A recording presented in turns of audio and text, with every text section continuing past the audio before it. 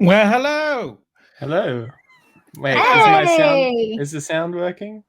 Yes, the sound Oh, is good. indeed working. Sorry, I gave you the thumbs up, and I was like, "Oh yeah, now we've got to do that thing." And I was like, "Oh yeah, no one could see you giving the thumbs up, but Oh. I appreciate it in spirit anyway. yeah." Hang on, what? You couldn't see me giving you the thumbs up? No. Oh, good. On that note, hi, welcome to Animates. We're in lockdown, so together we're all alone. And what better time for two best friends and one middling acquaintance at best to talk about cartoons and animated series? Oh, I'm the middling acquaintance. I'm the middling. Yeah. It's like I'm not sure where this is I going. was going through full imposter syndrome right then. Oh, I'm no. like, oh shit, it's me. No one likes you. No. Oh, This week, no. of course, I'm joined by my two animates, the mighty Quinn, who is strong and thick and all those kinds of adjectives, moist. Wow. Thick with two C's. Yes, I'm okay with thick with two C's. Yeah. And the beanicorn with so many horns that the internet cannot keep track of them all. Jill. I'm comfortable with the thick. How are you with being a unicorn, Jill? It's in my name. beanicorn. I'm Jilly Beanicorn today. Yeah. I was It's a like, little- okay. The horns Bit are of made of beans. It's a little bit of a clue to what I might be talking about today. Yeah, I think all of our names are clues one way or another. Yes and no. I mean, to be honest, quite frankly, I was just going for an adjective. That's all I wanted. Yeah. I think actually Quinny's is not even a clue. It's just quite literally what he's talking about. Well, yeah. Now, tonight on Animates, all sorts of things are going to be happening, apart from us talking about our anthropomorphic adjective animals of the week. Yes. We will also be... Look, we had some fun with the mystery box the last couple of weeks, but the prop department called and they told me that, time to give the mystery box a rest. The government's getting onto us. So this Who was week, it in props that called you? it was his name is Ginnigan Finnekers. And he didn't like the mystery box, I'll be honest with you. He did not care for it one bit. Right. Amy's saying, are we not showing our names? And I realized that the names go away if I show somebody else's comment. Yeah. Yeah, so I am cheesy and breezy this week. Jilly Beanicorn and the mighty Quinn. So later on in the show, instead of the mystery box, we're going to be peering deep inside the dark recesses of the reboot. Yeah. I like that the reboot looks incredibly comfortable. That's that. It does. Now, look at that soft fur inside. And look, call that fleece. Yeah, and you know what? I think everyone will love to know is that my feet are in there a lot, and like cool. It's just like all feety, like with my feet specifically. Right. So if Wiki Feet want to get onto that, by all means, there is my foothole. So we will be rebooting a popular show of some description a little later on in the show with our unique animatial spin on it, of course. Dion says the sound's not working for him. Now, I don't know whether that's working for him in a sexual manner or just in general. Yeah, I'm pretty sure everyone else can hear us, Dion, because they're talking with us. So yeah. That's a you problem, buddy. To jokes that we've said. It's Friday, dude. Go and get another beer. Yeah, wow. That's very, very impressive, Dion. Have we all had a nice week? I'm alive, so it's all right, I guess. Yeah, I think it's been a week, right? Like, and that is a good Friday to sit around and talk crap about cartoons. Yes. Actually, I will say that while we're talking briefly about reboots and everything, my week started pretty well. But my week started on the reboot, the the reboot in which we go ugh, because my reboot. It's what everyone says when my presentations start. I'm like, Ugh with a H. Yeah. Yes. I think you mean amazing. Yeah. Yeah, so my weekend last weekend started by checking out the reboot of He-Man. The new one. Yeah. Kitty one. Yeah, the kitty one, which I gotta say, if you kind of like, kitty, I don't know. If you're unsure about it or whatever, get onto it. It's surprisingly entertaining. Like it's like the show itself is fine. You know, it's kid fighting. Get on it. It's fine. Man. But the design work is fucking amazing. Nice. Like the design of the characters, the new kind of take on different things. So, in the original it was Ram Man and now it's Ram Mam.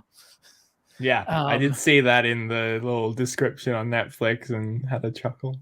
Yeah, and there's some really cool ideas, like with some like the sorceress character, like they've got very big transformation sequences and stuff. There's a cool bit where she gets these cool wings, but the wings look like they're a cutout into another dimension.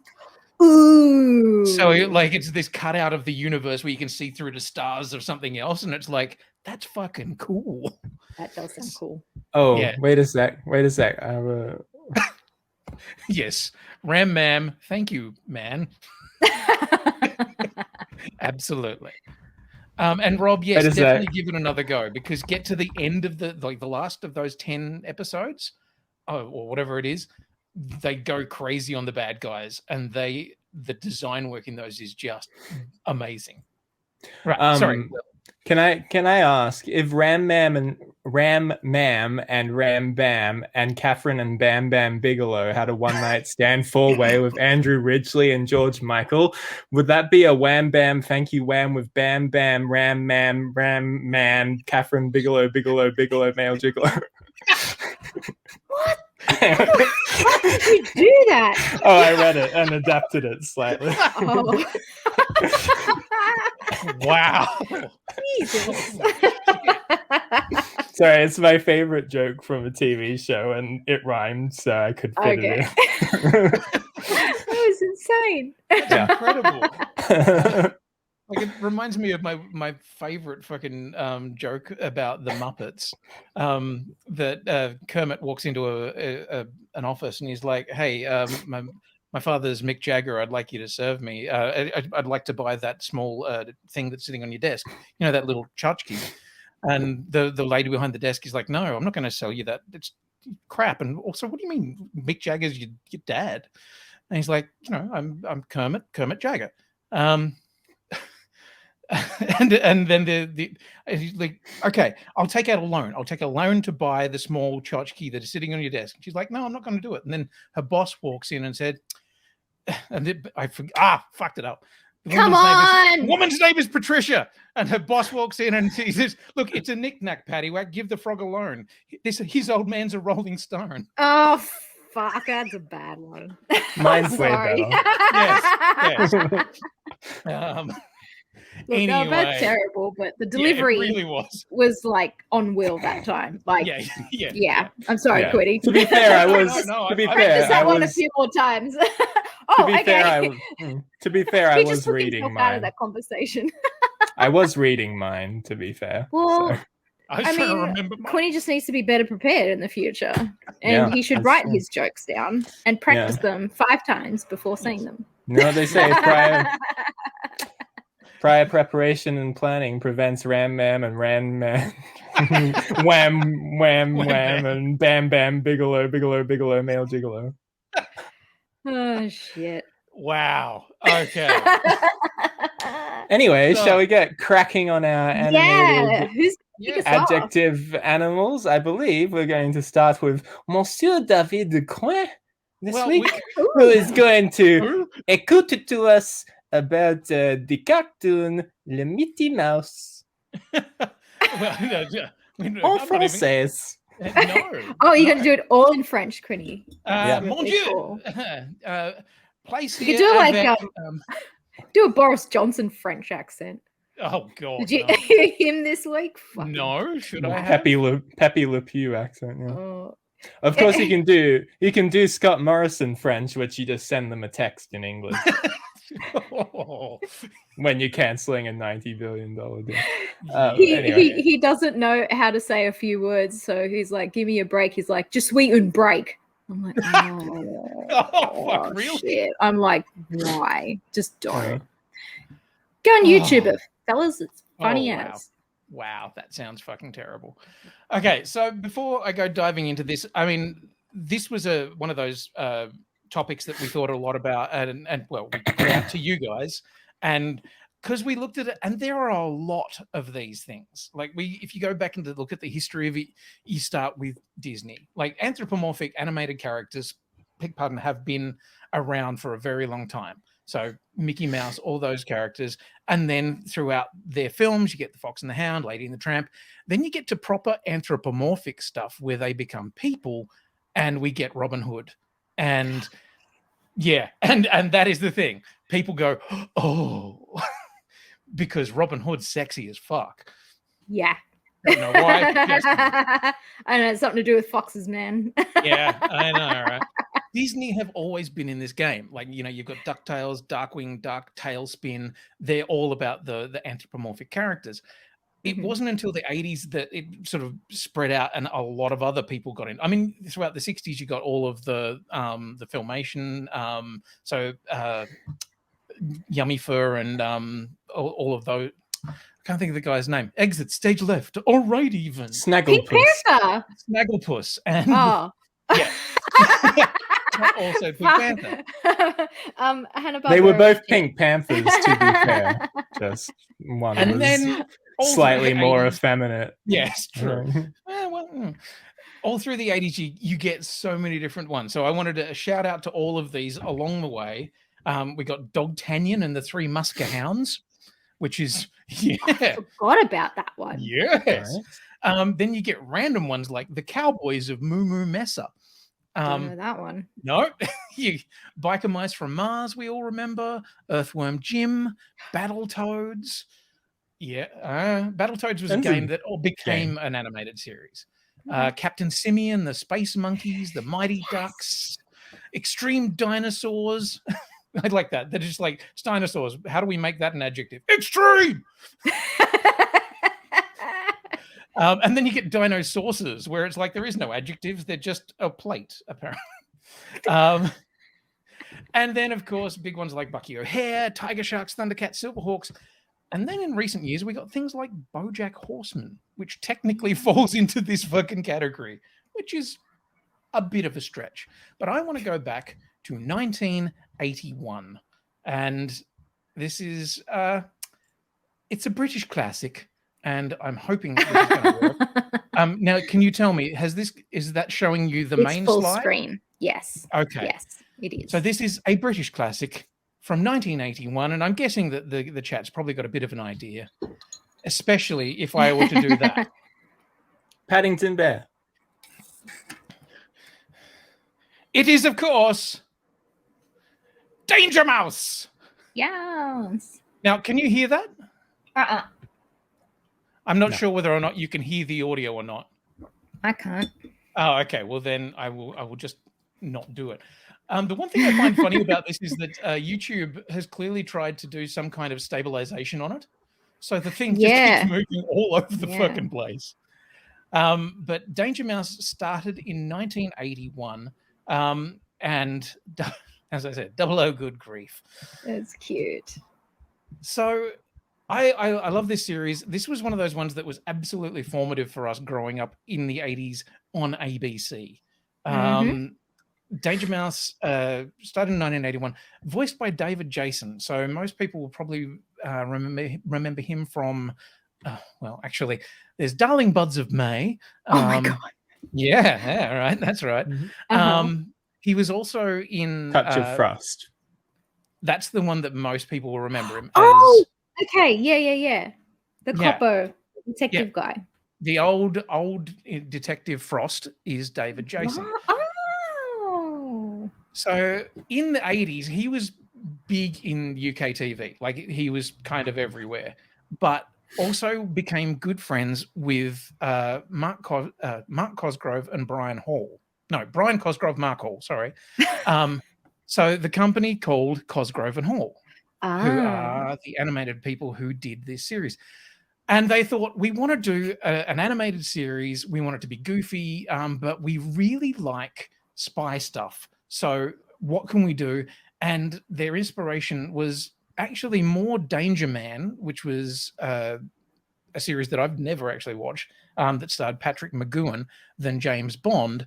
But then as they were coming up with more of the designs, they went with more Bond kind of stuff, because it's pretty clear that it's a reference to Bond and M and Q and all those things. So the series ran for quite a long time in the 80s, was hugely popular in the UK, like massively popular. At one point, they said that it rated the highest show in the UK with 21 million viewers watching episodes, which seems unlikely. Because the highest rated show at the time was 18 million, but whatever. And then it basically stopped until 2015, where somebody went, oh, you remember that show? Maybe we should do that again. And have you guys seen the new version at all? I haven't, no. I've seen like an episode here and there, just like, flicking past it and sticking around. Yeah. Like, one of the things, so, okay, we'll just go through the characters very quickly. So, obviously, Danger Mouse, the eponymous hero, I love that he wears a turtleneck. Yeah, there's a lot of arguments going on about, is he wearing clothes or is he naked? And I'm like, guys, he's got a belt on.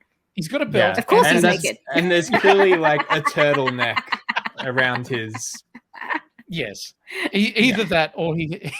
Sorry, he needs to be circumcised. Anyway, moving on. Penfold.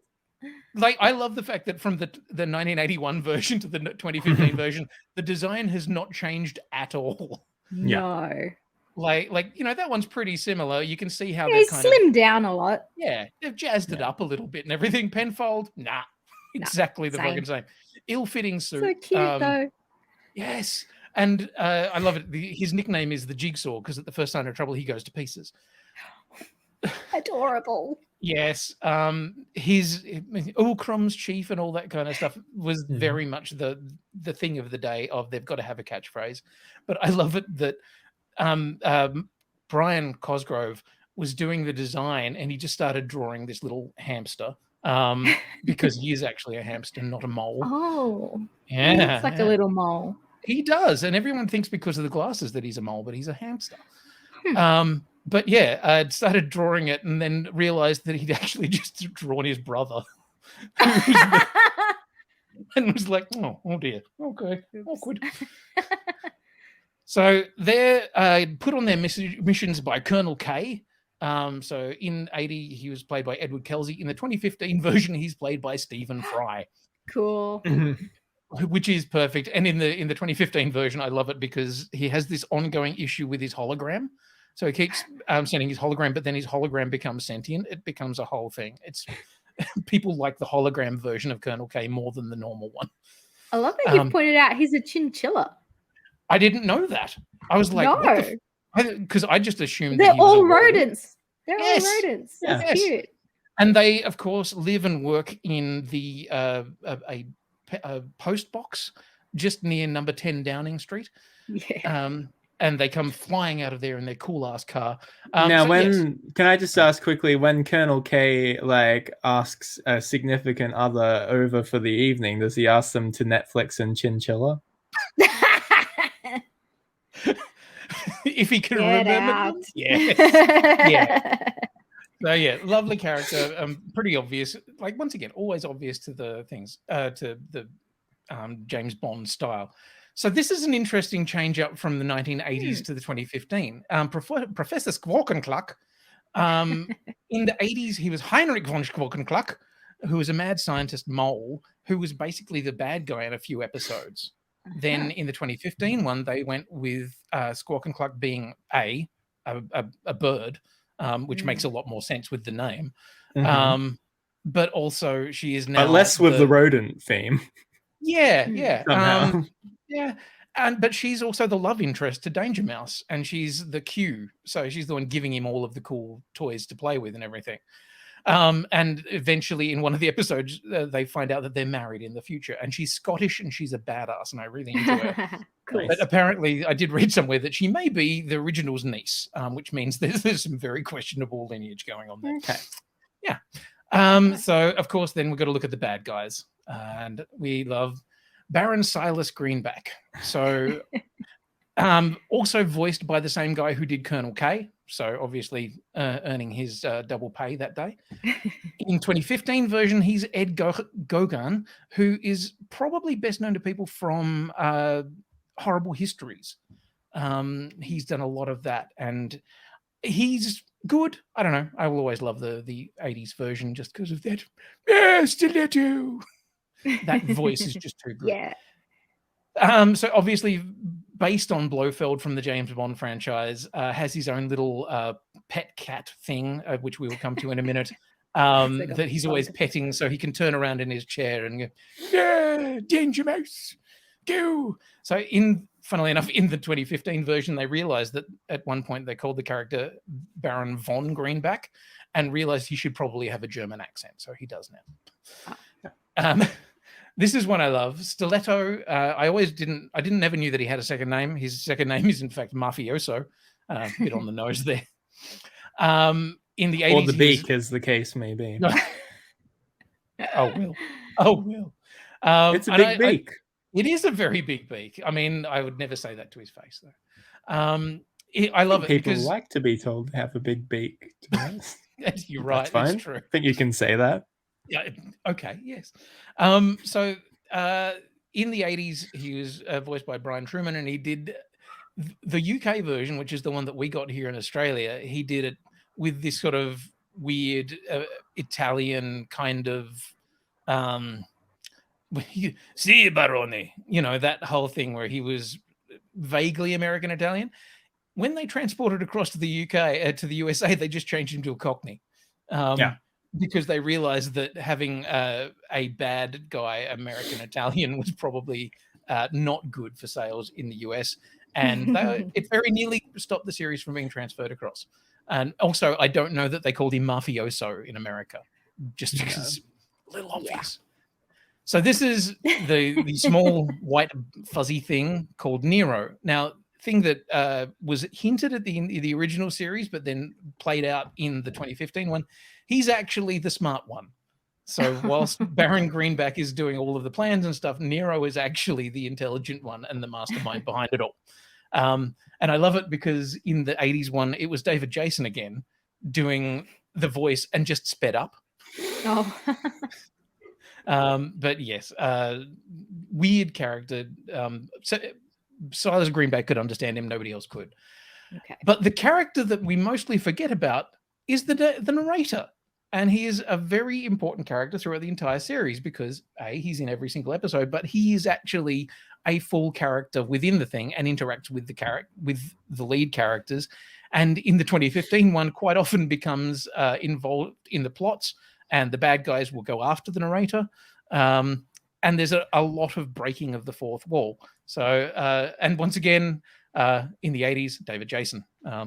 He's really collecting every single fucking paycheck, that guy. That's a blank slide. Count Duckula! So many people remember Count Duckula. That slide was meant to say spin-off characters. Yes. Huh. So Count Duckula originally appeared in an episode of, actually 3 or 4 episodes of the first Danger Mouse, and people loved him so much that they spun it off and gave him his own TV series. I loved that show. You love Duckula? I love Duckula too. It's weird. I feel like October's coming up, and we'll probably have to do like spooky cartoons next month, and you two can fight over Duckula. Yes. And I love it because the character changes significantly from different versions. Like in Danger Mouse, he is a vampire duck who has teeth and is, wants to be on TV and stuff. In his own series, he becomes a wannabe entertainer who is a vegetarian. And suddenly gets a whole new cast of characters and everything. And of course, they did bring him back for the 2015 series. Looks like fucking a duck version of Prince. Is weird. I would watch that. Now, this is one of those ones where I couldn't find many pictures of it, and I'm almost that looks like some weird fucking fetish fairy. Exactly. Where did you get this picture from? I don't know. I found it on the internet. So in the 20, like it's definitely screaming, "I've got a fetish for this shit," Yep. and I'm uncomfortable with it. So. In the 2015 series, we got a new character who was the American counterpart to Danger Mouse, Jeopardy Mouse. And she's voiced by Lena Headey from Game of Thrones, which is entertaining, to say the least. Because if you're going to put an American character, why not hire an American to actually do the voice? Just put it out there. Americans, did you watch the Emmys? Like, literally every American is just played by a British person. So, or an Australian who's trying to do a British accent whilst being American. So yes, you know what? Just quickly, because I saw the comment, Predacanga. I literally, when I was in uni, got like the Facebook ads for like the tickling people in the thing. Like, oh really? Do you want to be tickled on camera kind of thing? I was like, no, but what the... No. Yeah, so yeah, it was very funny and an actual thing.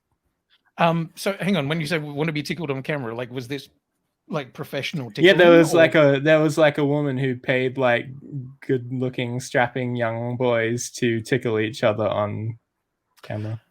Okay, because there is a documentary about that somewhere. Yeah, there is. Yeah. Dion put me onto it, and it was one of the most terrifying things I've ever seen. Okay, so some of the themes, interesting show in that it was very political.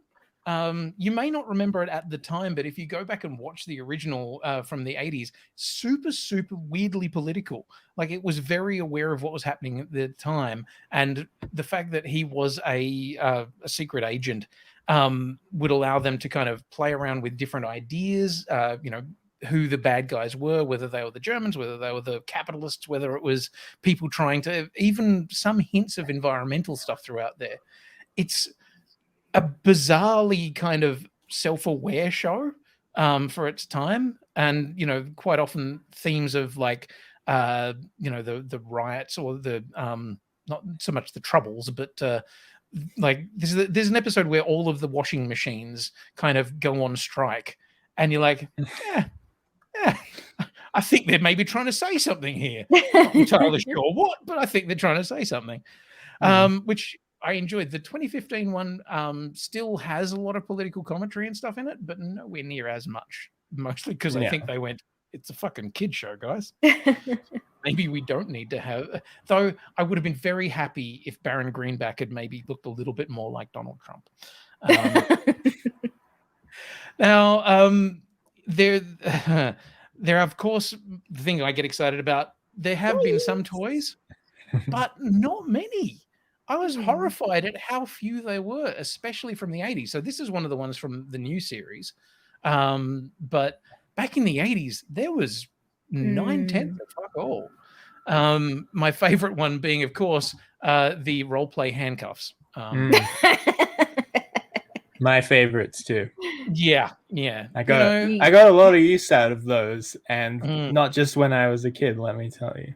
Doc Forrest asked the question: were there any notes on Thatcherism? Absolutely. There is a lot of referencing to what was going on at the time. If you're an adult and you watch it, you can see it. As a kid, you're just like, he's just going after the bad guys. It's funny. But as an adult, you're like, shit, yeah, right, okay. There was a lot being said, which is, funny because I think we're not as game at doing that these days. So yeah, like if you can find any of these 80s toys, you were looking at big money for them, because there were just none produced and people love them. Now, since then, there has been like the 2015 one got a lot more love. There has been, as I said, that figure, but there's been a heap of other toys that have been released that all have action stuff and everything like that. But they realized that they were onto a franchise. They'd worked out that there was something big that they were working with here, and they knew it was going to Netflix. And so they then started to explore how else they could make money out of Danger Mouse. And how else how well do you know your British entertainment medium? What are the things that you normally do in Britain? Drink tea. Yes. Go to Harrods. What's pointless? Sightseeing, the Right. Queen. Right. Well, okay. One thing that, and this is something I didn't necessarily know until I started watching shows like Bottom and everything, but there is a big thing in the UK for live stage shows. Oh, pantomime. Oh, gotcha. okay. Yeah. So they've decided that we're going to do the live stage version of Danger Mouse. And I looked at that and I'm like, sorry, what? Okay. Cool.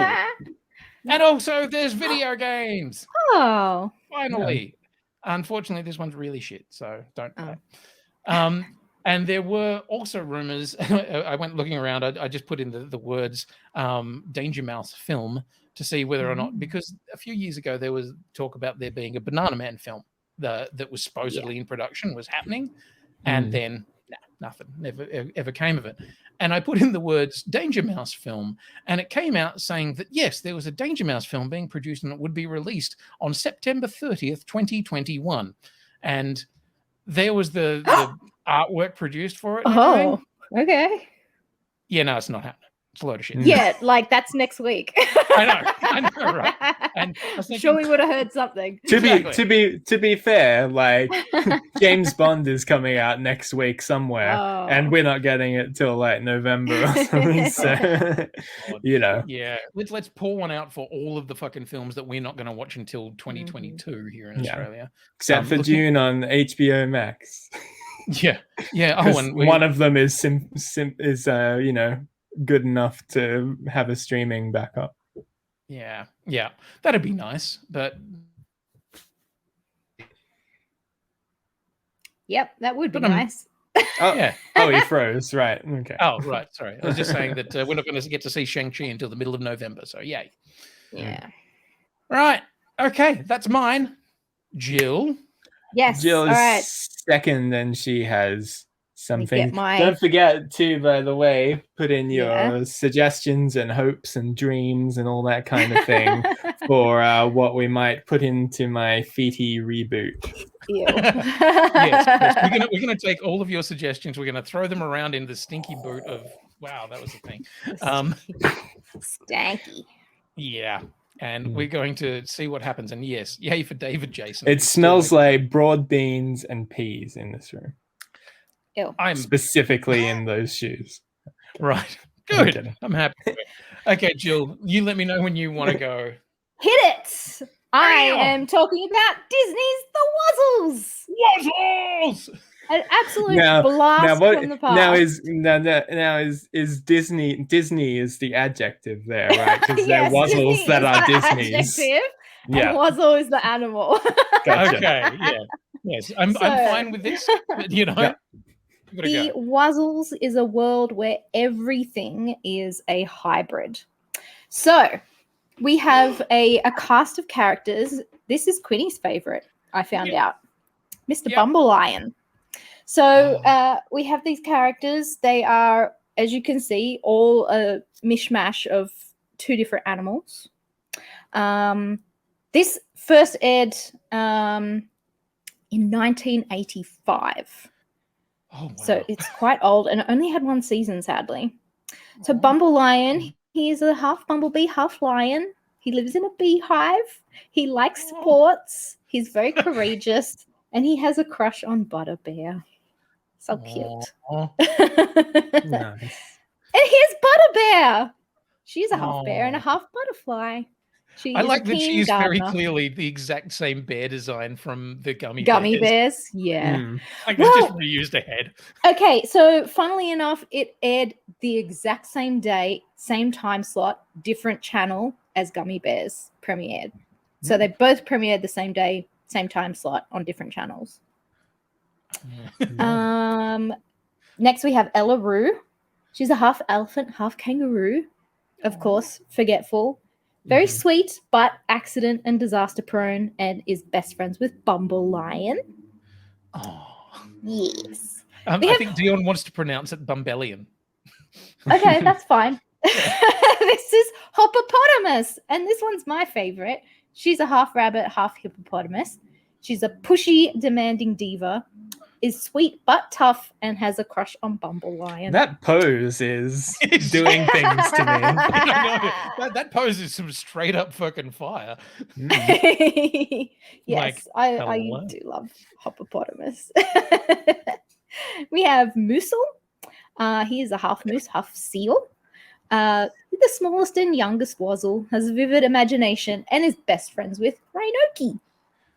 And this is Rhinoki.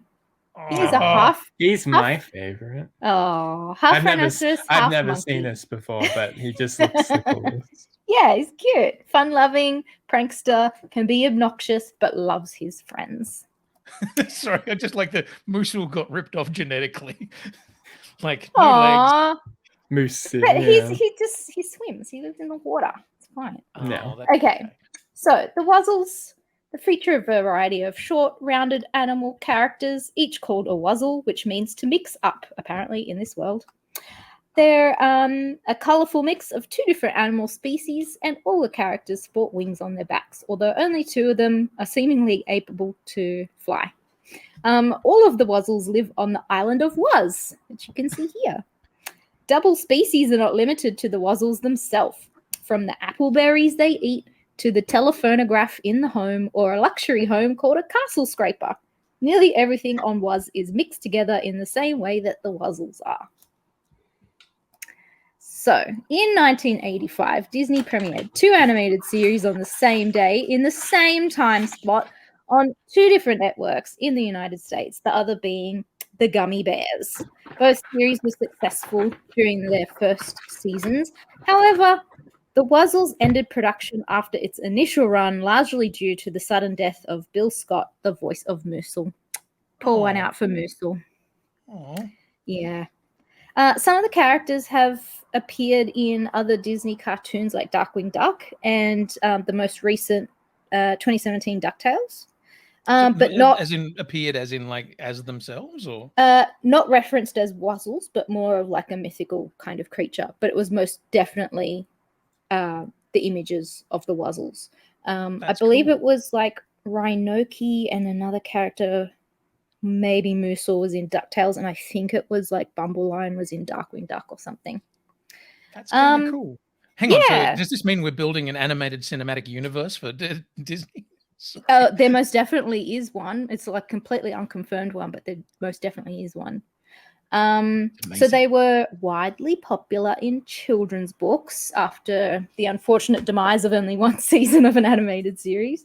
And they contained stories with human children that entered the world of the Wuzzles and befriended the characters. And they were combined in a set with a plush toy. Yeah. Quinny, you might remember this. He told me he had a Bumble Lion plush.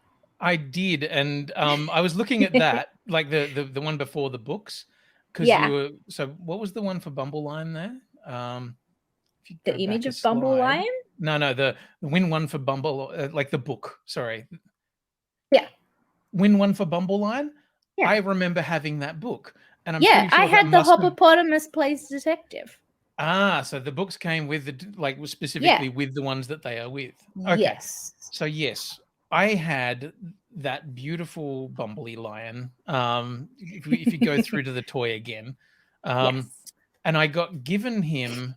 Well, I think I asked for him in Christmas of Bumbellian, of probably 1985, because that was when they were a huge thing.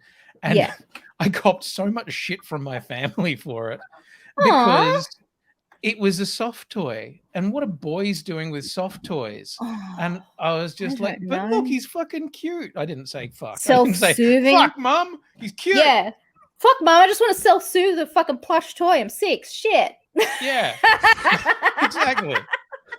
And I was just like, yeah, I love it. And so I had him for very many years, and the dog ate his little things off his head and everything. Oh, but that's sad. I loved him so very much. I say to my family, I can love what I want. I'm finding Butter Bear like the laziest of the bunch. Like she's literally just a bear with like some dollar store wings on her back, right? Aww. Wow, like, harsh. They all had wings, which was weird, but yeah. Okay. Bumble Lion and Butter Bear were the only ones that could actually fly with their wings. Yes, the moose seal flying would have been. Yeah. I had Hippopotamus, and I remember it being a very hard plush toy, which was strange. Yes, it was very hard. Very solid. Yeah, that's the thing. Like Bumble Lion was quite like you could peg him at somebody. Okay, so it wasn't just a Hippopotamus thing then. It was all of them. Bumble Lion was fucking. They were not squishy. Yeah, no, they were not squishy. Yeah. Those toys are not for cuddling. Those toys are no. Those are action soft toys. I definitely loved my Hippopotamus. I do. No, I think that was something different. Now I'm trying to remember. But whether you still had it or... I'm going to check with Mum and see if I still have it, because I would love if I still have it. Yes. The hippopotamus. There were spin-off characters that we did not see in the animated show called the Wuzzle Cousins. Right. Which are these abominations in the front row. Was this like a Tasmanian situation where they were like a little too close? Now, I don't remember all of the names of them, but there's a sheep/walrus, and next to that creepy red thing is a koala/parakeet. Oh god! And then you've got a panda/beaver. And there's a tiger raccoon. There's a pig. I don't remember what the pig is crossed with. Oh, piggy pine. So it's a porcupine pig. And Scowl, which on the far left is a skunk/owl. So they're probably not the most successful hybrids. These are the ones that are sitting around just going, please kill me. Please put me out of my misery. They're the reject Wuzzles. I gotta say, Pandiva, the beaver tail looks like he's like bent over to poop it out. Yeah, that's an unfortunate pose. Yeah. Wow. There was further spin-off again, which I did not include a picture of, but they were Wuzzle babies. Oh. So they were like infant style hybrid. Yeah, but these animals. ones had 4 characteristics. So it was like a moose and a seal and a panda and a beaver in one thing, because they'd all been banging. Oh my god. Wuzzles like interbreeding, and what kind of creature does that create? Yeah. Yeah. Like this is some Island of Dr. Moreau shit. Yeah. Oh my goodness. Now talking about reboots, I did find this amazing reimagining art by Sean Michael Keenan on the internet. I thought they were very cool. Like, you know how people do those realistic Pokemon kind of things? Yeah, I liked these. I think I would love to see the Wuzzles rebooted, especially after the success of like 2017 DuckTales. I'd also would, because 2017 DuckTales brought in so many different other like Disney anthropomorphic animal franchises, like The Rescuers, Gummy Bears, Tailspin. And I would have loved to have seen like more references to Wuzzles and perhaps rebooting that in a more modern era. Yeah, bring in the Gummy Bears and like build out that whole Disney universe. Yeah, exactly. I saw somewhere they're doing like a Darkwing Duck series, so it's definitely continuing. Yeah, because they rehashed Darkwing Duck in the DuckTales series as well. I mean, that really last cool. series of DuckTales was basically a Darkwing Duck series. Yeah. Almost. Like it was a backdoor pilot for Darkwing Duck. Yeah. Right. Okay, Yeah. then that means I've got to watch it, because also I think it's the last episode or one of the last episodes. They also do some referencing to gargoyles. They do. I'm all for. And I'm yes, like, I want to see the Disney animated one gargoyle universe. Yeah, well, that's where I'm at too. I'm like, yeah, give me a fucking Disney animated cinematic universe where it's all crossing over, interacting, and I want to talk to you about the Wazzle Initiative. And you know what? This didn't cross my mind until last Friday, when we were having a discussion about books when we were kids. And I remembered my Wuzzle book, and I'm like, oh shit, I know what I'm doing next week. I have to do the Wuzzles. Yeah. Because I remember them so well, and I was like, I love the toy, remembered the book, and then honestly couldn't remember the series, and I'm not even sure I ever saw the series. I don't honestly remember if I watched the series either, but I just have like really strong recollections of reading the books. And I'm sure I had more than one book, but I don't remember having other plush toys. So I'll have to dig around at home and find out. Yes, go hunting through your plush toys. Find them. Send me pictures. Right. You can make a short film of them for next week, like I did for Thomas the Tank Engine. So Rob says the Rescue Rangers is an offshoot of the Rescuers, and before that there was the Great Mouse Detective. So what a crazy thing to say about that. Well, my show I'm talking about this month is Crazy, the Great Mouse Detective. Yay! I was like, I'm going to put it up on the thing, and then I realized that you haven't shared your screen yet. So. Or as it was known in Australia, Basil the Great Mouse Detective. I have the VHS with me today. Oh, hell yes. Okay. We know why it was called Basil the Great Mouse Detective here? They just changed it. Like, the directors actually they didn't like that it ended up being called the Great Mouse Detective. And so they sent this memo around all of Disney going like, well, if you're going to come up with a shit title for my movie, then we'll reimagine your movies with shit titles as well. So there was this whole thing going around where it was like Fox, and they were like, oh, let's call Fox and Hound are friends, and that kind of thing. It's like a really bitchy little memo about it. But they wanted it to be called Basil of Baker Street. Okay, that's cool. That's a cool name. Yeah. I dig that. And I will tell you why in a second once I've got my thing open. Yeah, I'm like Amy in that sense. I remember seeing ads for this in front of the other movies on VHS tapes, though. But I've never seen the film. I have never seen Basil the Great Mouse Detective or the Great Mouse Detective. So I'm looking forward to being edumacated. Will edumacate me, buddy. Okay, go full screen because I can't see myself, so I don't want to make weird faces while I'm at it. It's okay. It means that we can yawn and do whatever we want. Yes. So The Great Mouse Detective is a 1986 animated film directed by Bernie Mattinson, David Michien, and the team of John Musker and Ron Clements, who later went on to do The Little Mermaid and Aladdin. It was actually re-released in 1992 for some reason as The Adventures of the Great Mouse Detective in the US and Basil the Great Mouse Detective in the UK and Europe and Australia and places like that. That's some of those people. There you go. Cool. Yeah. Based on the children's book series Basil of Baker Street by Eve Titus or Titus, depending where you're from. The film and books are, of course, inspired by the classic detective stories of Sherlock Holmes. Titus named the main character Basil, the Great Mouse Detective, after Basil Rathbone, which is incidentally my nickname on a few premium VOD websites.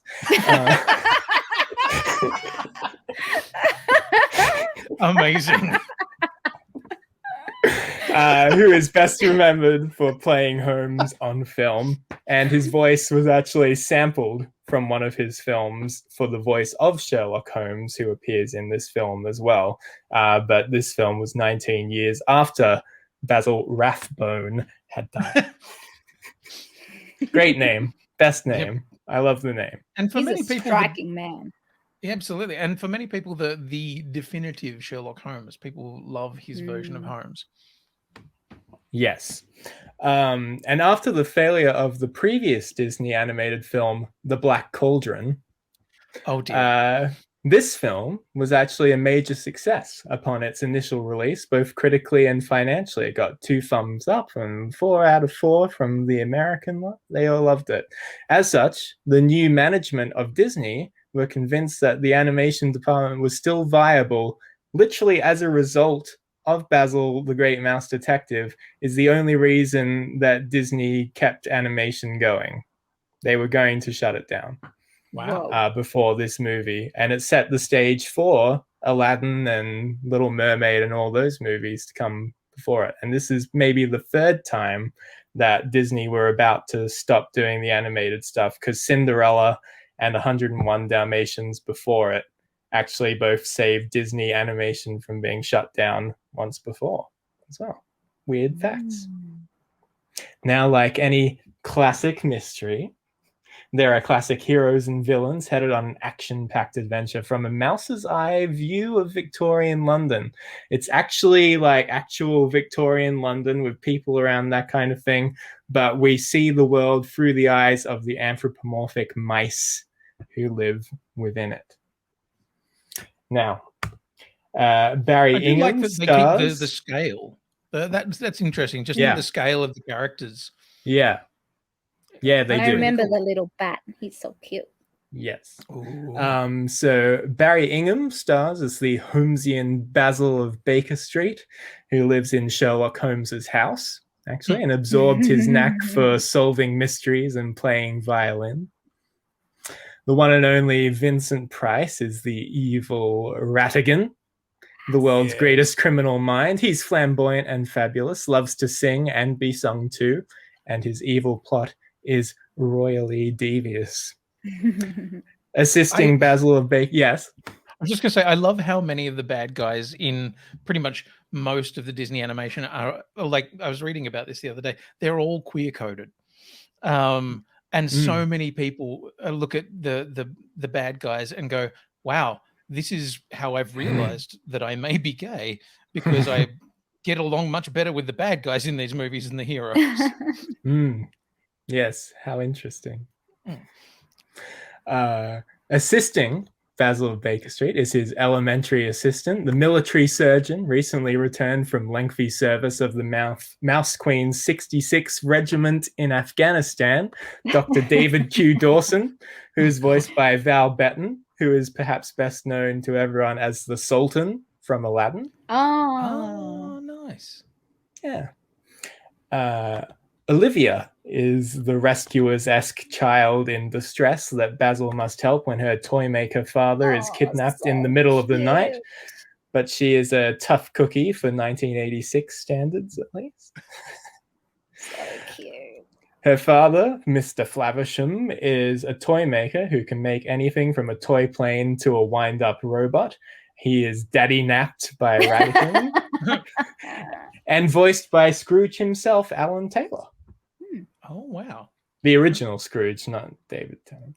Right. Radigan's hench pets, Felicia and Fidget, are funny and fatal to anyone who gets in their way. Fidget is a home-invading, peg-legged bat, and when Felicia's bell rings, she's ready for a meal that Radigan serves up for her. Toby, who, like every cartoon animal, is voiced by Frank Welker, is actually Sherlock Holmes's dog, who helps them out along the way. That's cute. And he has a nose for crime. A great mystery unfolds in The Great Mouse Detective. Our story begins in London in 1897. Is that? Yeah. When a young mouse named Olivia Flavisham, who is celebrating her birthday with her toy maker father, Mr. Flavisham, suddenly a bat named Fidget, who has a crippled wing and a peg leg, bursts into their workshop and after a brutal struggle, kidnaps Mr. Havisham. The frightened Olivia runs out into the cold, dark streets of London, calling out into the night for her father. She searches the streets to find Basil of Baker Street, the world-famous detective. Dr. David Q. Dawson stumbles upon her and helps her find Basil. At first, he's reluctant, but when Olivia mentions the peg-legged bat that kidnapped her father, his interest is piqued. Basil reveals that the bat's name is Fidget, a minion of the evil Professor Radigan, an evil genius who Basil has been trying to capture for years. As it turns out, Radigan has kidnapped Flavisham to create a clockwork robot which mimics the Queen so that Radigan can rule England. Flavisham refuses to take part in Radigan's scheme, whereupon he orders Fidget to capture Olivia. If Flavisham refuses to cooperate, Radigan will have Olivia fed to his pet cat, Felicia. Of course. Yeah. Basil and Dawson then use Sherlock Holmes's dog, a basset hound named Toby, to track Fidget's scent to a nearby toy store. Fidget is surprised by Basil, Dawson, and Olivia in the toy shop, where he's stealing clockwork mechanisms and toy soldiers' uniforms for Radigan's plan. He hides and traps Olivia by ambushing her from inside a toy cradle dressed as a little baby. Creepy. Basil and Dawson pursue Fidget, but become entangled in some toys and lose him, giving Fidget enough time to escape with everything he needs and Olivia. Dion's right. This is very complicated. I guess this is the entire plot because I may still want to watch it. Are you going to get to an ending? Because I may need to take my headphones out. Yeah, it's really long. Anyway, I'll cut through half of it. Main point is Radigan ties up Basil and Watson after they get to a tawdry brothel where Dawson gets drunk and dances with some prostitutes, and then they get tied up on him. Right? Yeah, and then they get tied to a mousetrap where Radigan has. Wait a sec. Let me get this bit. Yes, Radigan has jerry-rigged a trap. A Rube Goldberg contraption where a gun, a crossbow, an axe, and an anvil are all tied to a record being played, which is actually a song that Radigan has sung, written, and performed just for Basil. It's called Goodbye So Soon. And when the song finishes, Basil will die. Of course, he escapes, and then they have a crazy adventure taking them to the top of Big Ben, where they engage in a sequence inspired by Miyazaki's Castle of Cagliostro. Cool. Yeah, it is crazy. And they actually acknowledge that they ripped it off of the anime. Now, of course, to this day, anyway, worth watching. Best Disney movie, in my humble opinion. Awesome. Now, interestingly, it was actually one of the pioneers of animation. It was actually the first thing that was largely used computer animation, and it was the first ever thing to use cell shading. So all the clockworks in the tower are actually 3D models, which they did cell shading on to look like they were part of the cartoon. Cool. That's very smart. Yeah. That's cool. It is. So when was this? 86? 86, yeah. Yeah, right. 86. Now, to this day, of course, Sherlock Holmes media is, ubiquitous, like Sherlock with Benita Cundlesnatch. And, and of course, my favorite, the classic anime and manga, Moriarty the Patriot, which makes a hero of Sherlock's nemesis who plans to take down the corrupt system which preys on the weak and different by murdering rich people. It's actually super good. Also, is it anime or is it a manga? Yeah, it's an anime. Also, Sherlock and Moriarty flirt a ton. Yeah. Like just a ton. It's super homoerotic. Yes. And and Irene Adler fakes her death and decides to live as a man named James Bond. What? Amazing. Now, The Great Mouse Detective itself is largely a cult classic, though, with no real revivals to speak of or anything like that. I believe Ratigan briefly showed up in Disney's House of Villains. You can turn off the slideshow now. Yeah. But perhaps the greatest legacy that Basil the Great Mouse Detective left behind, at least in some corners of society, and I use the term loosely, is one. I'm very concerned as to where this is going. It's one of... Shall I add it to the stream, Will? You should.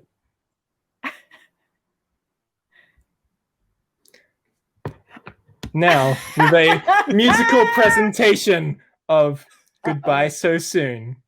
Oh no. Please enjoy. Yes. It's an AMV. Oh my god, is it 2008? This is amazing. Should there be audio, Will? Oh, yes. Okay, we're not getting the audio. Oh, right. No. Sorry, I didn't hit the button. Yeah, you got to hit the share audio button because yeah, we are all here for the AMV action. Wait a sec. It's not letting me. Where do I get the audio thing? Where's the audio button? Do you have it as a? Let me just see. Do you have it as a Chrome thing or? Oh yeah. I'll wait a sec. Yeah, you may have to open it as a Chrome tab so that you can. Yeah. Because that one will allow you to share the audio. The technicalities of trying to share things on the internet. Yay! God damn it. Jill, so while he's working on it, tell me, you've watched this film? I have. Yeah, a long time ago. I'm going to rewatch it on the weekend. I just had a look and it's on Disney Plus. So I'm going to rewatch it. It is, yeah. Awesome. Okay. I guess I'm going to have to be doing a bit of watching as well. Yeah. It's a good fun one. Okay. I think this has volume, yeah. Okay. Is that working? Yes. Yes. Okay. A special performance of Goodbye So Soon.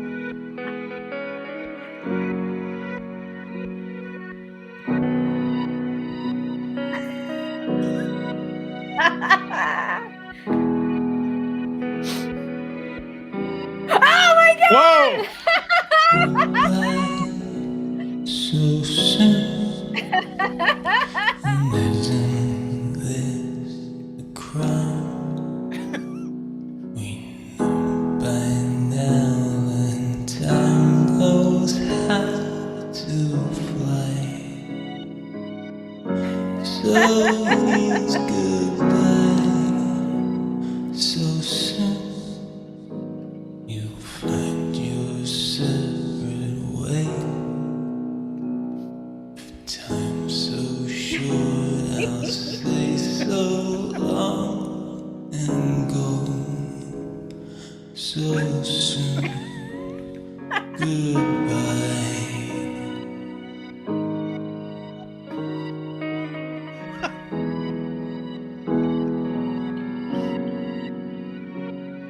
Goodbye. So soon. Wow. We know by now that time can kill the flame. So here's goodbye. So soon we go out way. Time so short, we'll stay so long and go so soon. Goodbye.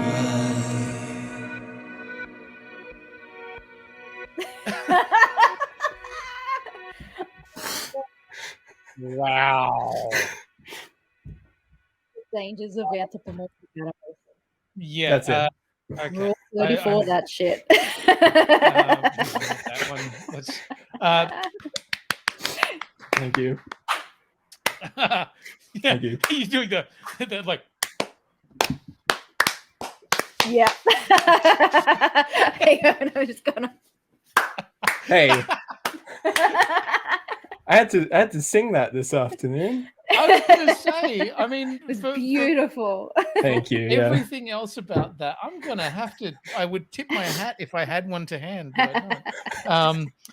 Because that was your musical stylings there, Will, huh? Oh yeah, whole thing. That's you're making us look fucking bad, Will. Yeah, I slapped together a PowerPoint this afternoon. Shit. Me too. Me too. Oh, okay. Yeah. My search history is just dangermouse.png. I have like 20 like Basil X Radigan files in a folder which is labeled love on my computer. Wow. Yeah. Oh. Totally worth it. To send a few of those to John Oliver. Yeah. Yeah. That was. Congratulations, you have indeed done something I didn't expect again. I'm very, very proud of you. Yes, I always try to do something fun for the kiddies at home. That is not for the kiddies. Definitely not for the kiddies. Sorry, I just looked at the thing where I could add that video back to the stream, and it's just like there's a whole thing of if you click on the dots, it's like you can kick them from the studio, or you can just ban them from the studio. It seems a little excessive, but you know. Yeah. Right. Well, Anyway, thank you. That's all the great mouse detective. I am very, very definitely going to be watching that this weekend. I'm not going to be able to rewatch it without thinking about that amazing slideshow. Honestly, watch The Great Mouse Detective and get Haunt, folks, because it is hot, it is heavy, and they are in love. I don't even know what the phrase "get haunt" means, but I'm concerned. I suddenly feel like I'm not down with the kids. I don't know what that means. I just made it up, but good. Okay, so we are, as Doc Forrest has suggested, we are looking at the. Speaking of haunt things, here's a feet shoe. A feet shoe. So our suggestion thus far, we have from Doc Forrest, consider rebooting An American Tail. Oh, Five-all. And you know what? An American Tail 9. Five-all gets haunt. I'm concerned. I don't know what haunt means. Well, it's like horny, but like haunt. It's like the past version of horny. So like I was once haunt. Like HORNT. Good. Yeah, okay. Yeah. Turned. Like turned, but haunt. Like turn. Okay, yeah. Right. I'm into it. Yeah. Okay. Well, yeah. Okay. No, I'm okay. Yeah. I'm down with it. Let's do it. Yes, we regret that you understood that too. Okay, so our suggestions we have for rebooting from the Ugg boot is An American Tail. I want everybody to throw in some other things that we could possibly be rebooting. Yes, we do. What were we talking about before we went to air?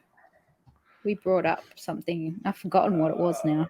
Oh yeah, we feel like you plebs will want us to talk about like Thundercats and Silverhawks, and you're not down with our haunt gay mouse detective cartoon.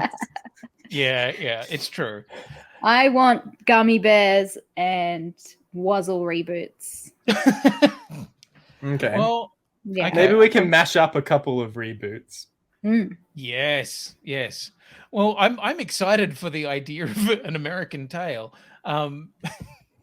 Because I've got a very clear idea as how you could reboot An American Tail in today's modern. Yeah, I would make it about black mice that that came on slave ships, and about make it a very, I don't know, like an Antifa kind of message. That's kind of where I'm at. Yeah, it was either that a or modern American tale about mice. Yeah. Well, I mean, the whole concept of what the American tale is meant to be about. What is the American diaspora? It's about immigrants, and Fievel was an immigrant mouse. Yeah. So I think we look at the black mice this time. Yeah, I would love to see something that. I mean, I don't know whether it's my internet or everybody else's internet, but it's gone to shit at the moment. Oh, okay. Yeah. Sorry. But I think I love the idea of it being about either black mice or refugee mice. So we're getting people. I mean, you could do like a Syrian mouse story. Mice that are actually escaping conflict and trying to make their way in a modern American society. I love the idea of. I mean, it's not funny. No. And then then they get to America and find it a racist hellhole. And yeah. And then you cross it over with the rats of Nim. Yeah, it'd be great. Yeah. Or yes, they end up in. Oh no, we've ended up in Mitch McConnell's garden. Oh no.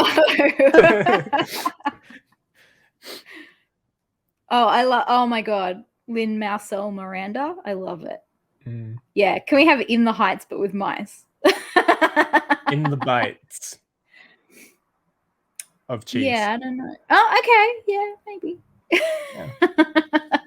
Oh, Quinny's like stuck on cringe face. I love it. Yeah, he is frozen as I tell you what, he is frowned. In the process of froze. Yeah, he's frowned. Yeah. What else are we gonna reboot, you guys? Pick some other. Let's mash up. Let's mash up something. Let's do Wuzzles, but with Thundercats. Okay. What kind of what other weird animal combination would you make? Now, see, I've been thinking about this. I think you need a snake on one end. Yes. A snake on one end. Oh my god. And a mongoose at the other end, and then it's just continually it's like fighting with itself. It's like cat dog, right? Yes. Yeah. Oh my god, cat dog. Yeah, I've come back at exactly the right time. Oh, good. Yes. We were talking about making our own Wuzzle, and Will said a snake, and so then I said a mongoose. I think it just hates itself and tries to kill itself constantly. Yeah. And then we got to cat dog. I like the idea of an orca whale and a seal crossed. So it's just constantly beaching itself in an effort to try and kill itself. Yep. That's messed up. Yeah, I feel like there's something that lives in water and there's something that desperately can't survive anywhere near water. And those two together is what you want, because you got them both slowly pulling away from each other, going no, don't take me there. A scorpion and a fish or something, an eel. Yeah. Oh yeah. Yeah. This long, slightly segmented eel that has a sting in the tail. Yeah, that'd be cool. Oh yeah. So are we just making cool Have you heard animals? of the? Have you heard about the? Have you seen the Power Rangers villain Scorpina? I feel like you two would like her. Oh. Missy makes an interesting point. Isn't it interesting that we're looking for conflict? Yes. We're trying to we need conflict to make a story. Yeah. Well, that's just it. Yeah. You had two animals that get on perfectly well with each other. It's just what do? They sit there. You know, they lick their own genitals occasionally, because why wouldn't you? Because you're an animal, you can. You know what the weird thing was about Elaroo was that he was a kangaroo / elephant, but had a pouch. Okay, I really don't know how I feel about that. That's slightly concerning. Will, you brought something else up for us to look at. What have you brought up to look at? I'm showing you Scorpina. Oh, okay. Okay. No. Or is this just the window? Therapist. No? Is it working? I can't see anything. Nope. I don't know. I shared it. No, it's decided that it's just a black screen. Oh, okay. Ah, Who well. cares? Oh, wow. Missy, you're going for the heavy duty shit. When you think of the audience of children, what is the message that we're trying to send? Death, environmental and social justice, and bringing down the patriarchy. Oh. If we think about pegging Wuzzles, the patriarchy. If we think about the Wuzzles in a way of like, what if they were like an abomination that came out of Chernobyl or something? Oh my god! Like how in the 92... we can get this back to American Tail. What if the refugees are from Chernobyl? They're mouse refugees from Chernobyl. Oh wow, yeah. And so they're like mutated mice. Yeah. But they're not mutated because they've been living in they've been living in Chernobyl, but they've been fine. But then when they get to America and they go to a doctor for the first time in their lives, they see that their insides are completely deformed and they're going to die in a near amount of time. Wow. Just dark. So dark. Okay. Like I was okay with refugees coming from the Eastern Bloc and there being cool mutated Wuzzle creatures. That was fine. You're back with that fucking thing with the dogs drowning and stuff, aren't you? Oh my god, that was so traumatic. Oh yeah, that's not going back there.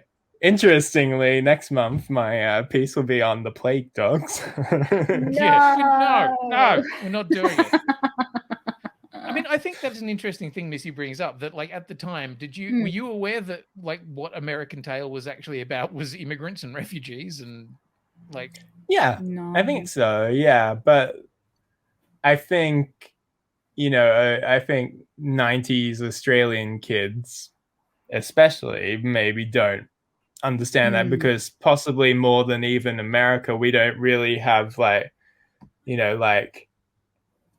if you grew up in like a country town or something like that, like even like racial diversity is not something that a lot of Australian kids maybe came across straight away in their lives. So I could see it going like over a lot of kids' heads. I know I did. I grew up in a tiny little town of like 900 people. There were no people of different backgrounds in my town. Like we didn't even have a Chinese restaurant in our town. I was one of probably 5 kids in my year at primary school that was not Asian. Wow, right. So, yeah. I grew up with multiculturalism. Yeah, I mean, I grew up in Darwin, so we had like indigenous kids and that kind of thing. So like there was a bit of it, but then like when I moved to New South Wales, and suddenly there was not any. Yeah, man. Not any. So yeah, I am from Tasmania as well. So when we're talking about that, no immigrants, no indigenous exposure, apart from one of my good friends who was the only indigenous person who I knew, and I didn't meet him until I was like 18. My growing up was so fucking homogenous that the ideas of something like an American Tail or all that kind of stuff just completely over my head. But I think I latched onto it because there had been, absolutely different situation.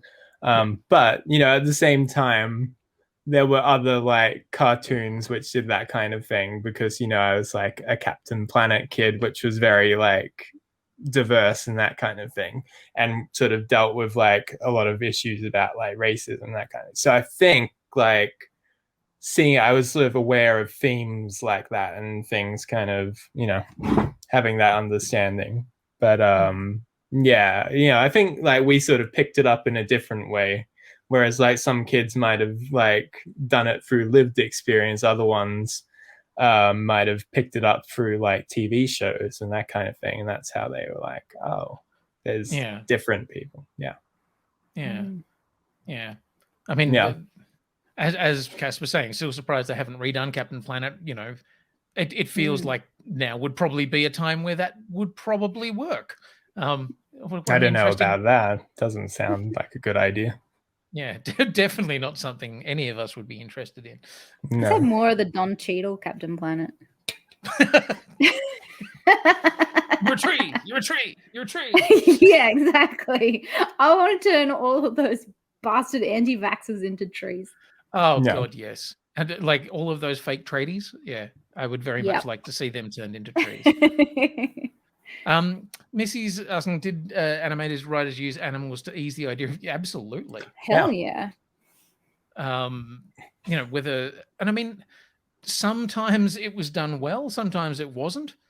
You know, if you look at the Wind in the Willows, like that British series, the clay animation one, like the Stoats and Weasels are very clearly of a different kind of person and stuff like that. And, you know, whether or not we're, you know, vilifying people based on race or color or whatever. But I think, yeah, it's easier to have other characters, whether they be different colors or races or whatever. Yeah. Yeah. And look, like it's a bit of legal cover as well to be like, hey, no, I'm not talking about, you know, this political incident. I'm talking about mice. What are you talking about? No, not me. I'm not talking about you being a racist fuck. No. Yeah, and certainly, like, there's never been anything said with mice that is. Sorry, I'm just clicking. There you go. Yeah, certainly nothing ever said with mice. Yeah. That had a political undertone or anything like that. Yeah, no, nothing said with animals ever. Definitely not. Yeah. So yeah, and look, I would love to see some of those stories, going and being re-explored. Like, we're getting so much stuff coming back these days. You know, we're getting reboots after reboot after reboot, and there's some that, to be honest, I'm surprised haven't come back sooner. You know, like we've had how many Ninja Turtles now? Yeah, so many. A lot. So many. As a matter of interest, how many of you've seen? We can open the stream up if people. Yeah, want I feel to. like we're done being. Yes. We're done being friends now, so you guys can. It's all for show. Yes. No, like, how many of you watched the most recent episode or most recent series of Ninja Turtles, Rise of the Ninja Turtles? No, I think I tried to, and it was way too high energy for me, and I couldn't do it. I watched the CG one a little bit. Right. Which I would like to find that on a streaming service, so it's on Paramount. It's on Paramount Plus. Oh right, okay, good. Well, I won't be the 90th streaming service Paramount in Australia. Can suck my dick. I am not buying another streaming service. But yeah, the only option I had was that latest Ninja Turtles, and it was way too like. It was like Teen Titans Go on acid. Like, that's how high level it was. I couldn't watch it. No, the interesting thing about it is it's on ABC sometimes, the CG one. So it might be on iView. Which is great, and that is a great series. So interestingly enough, that new series, The Rise of the Ninja Turtles, a lot of people kind of going, yeah, wasn't into it. It's mostly because it wasn't aimed at us. It was very specifically aimed at a black audience.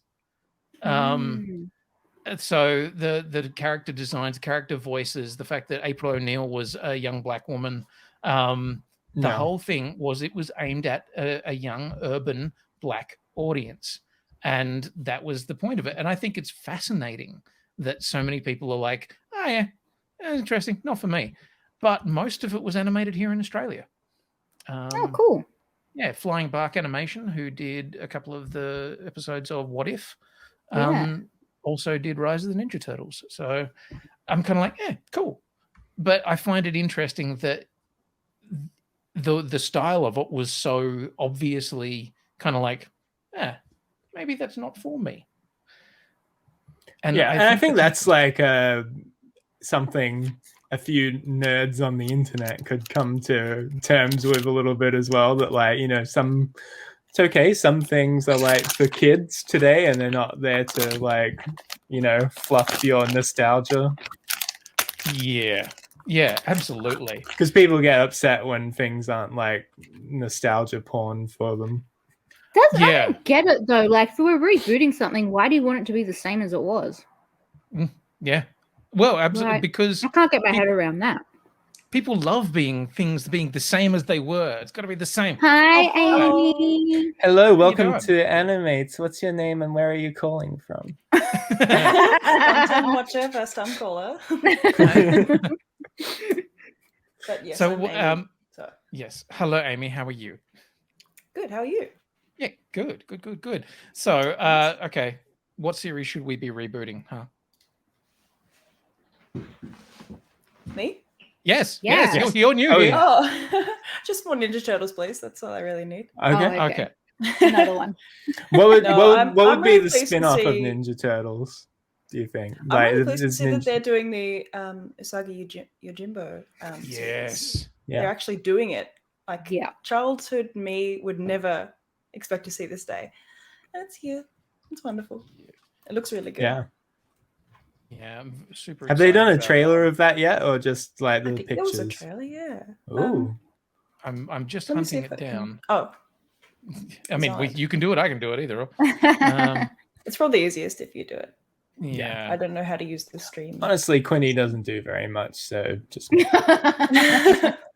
Yeah, I certainly don't completely shit my own internet because I'm trying to run too many streams. Yeah, Yojimbo. Ooh. Netflix, I think, is what it's coming up. Okay. There has been an announcement. Now there is a 47-minute long fucking thing from Comic-Con. Okay. Which I don't know if there was a trailer yet. No. I feel like I saw some motion related. I think there was like I dreamed this. I think you did. I think there was a picture of it. I saw a picture, but okay. So this is from the stream. That's right. I remember it was CG. Yeah. So we've got you know, some of the style, the designs, a bunch of the characters. Cool. Which I think looks pretty cool. We've got some animatics by the looks of it. And is my internet going to die? Of course it is. There you go. So it looks like fun. I'm just hoping. I'm wondering whether they ever got to the actual. Yeah, look at him. He's cool. I'm hoping that there's a trailer right at the end. Just not quite. I'm sorry that I've led us down this literally rabbit hole. Ooh. Okay, kind of a trailer. Oh, yeah. Okay. I totally dreamed a full trailer for this. I don't know that you did. I seem to remember seeing something as well. It's probably you're on my search history. Message history. Oh man, that could take a while. Yeah. This is sick. Yeah. I really I'm hoping that no. Oh damn. Whoa. Oh, what the Jesus. what the hell? This better not awaken it for me. Okay. Again. I see I have a music video to work on for next week. Who are you shipping him with? Crap. I don't know, but everybody. Do you want to suggest some? This is video. That's some CGI. Oh, here we go. Ooh. Oh. This is it. Oh my god, it's cute. Oh, the frame rate. Oh, I like that. Yeah. Now I don't know whether this is because it's coming from whatchamacallit, from Comic-Con and a YouTube of a live stream of whatever. I think it's early as well. Yeah. I just liked his little nose. Sorry, I want to go back on his tiny little nose. Where is it? Like it's so textured. I don't know if I'm quite reading rabbit in the face though. No, he definitely looks younger. Captured him like No. used to Yeah, look it's in the very comics. cutesy, as Look at well, that which nose. is not what I expected. Yeah, it Yeah, doesn't it's scream got the rabbit to me. I little don't know what. bumps. Mm. Okay, I'm excited into it no though. matter what. Yeah. Hey, Doc Forrest, how you doing, buddy? Hey, G'day, how are you all? Yeah, very good, very good, man. Now I know who Doc Forrest is. Oh man, it's a party. Everybody's here. Hi, Casper. How you doing, hey, buddy? Casper. Hey guys, how's it going? Hello. Okay, so what else are we? Yes, so textured. So what else are we rebooting? What should we reboot? Can we just, before we get into, can we just talk about the Mario movie casting that was announced today? No! Chris Dear. Pratt. Oh wow. So yeah, where are we at with Chris Pratt? How do we feel about this? No thanks. I don't know. If I was ever having a week, it was this one. I'm kind of I'm- happy with I can Jack I Black. can see how they did it, like how they got there. I don't agree with it, but I can see how they were like, okay, The I memes get have it. been great. Like the memes have been great so far. Yeah. Yeah, that's Like true. CGing the Velociraptors as Yoshis and the Charlie Day like crazy Yeah. wall meme thing. How does Peach keep getting captured by Bowser like so many times? Like she's cheating on you, man. I just don't think there's any world in which Chris Pratt is a love interest for Anya Taylor-Joy. Oh, yeah. Ew. That's a thing. Ew, no. But also, Yeah. I don't think there's any particular world where Chris Pratt is an Italian plumber. So true. Yeah, I remember seeing a post about that saying Chris Pratt isn't the Mario we needed, but he's the Mario we deserved. Oh, ow. Ow. Okay, yeah. Totally true. Wow. Yeah. I mean, have we been that bad? Admittedly, I was reading that, in America, they're trying to look back at whether or not we should get rid of all vaccinations. So, yeah, maybe that is the Mario we deserve. Mm. Yeah. And look, Chris Pratt is not exactly unrepresentative of that part of America. So Oh, that was he's the kind of thing. he's Couldn't kind find of an a dick. actual Italian American to do it. Yeah, Like, he's kind of no, I just mean he's kind of a dick and like he We was- don't Fit talk in about with that the- one, Pastor Angela. We don't talk about that Yeah. one. yeah. Yeah, he is, and as much as I hate to say it, he is the worst Chris. Yeah. He Oh, yeah. is the worst, Chris. Yeah, mhm. yeah.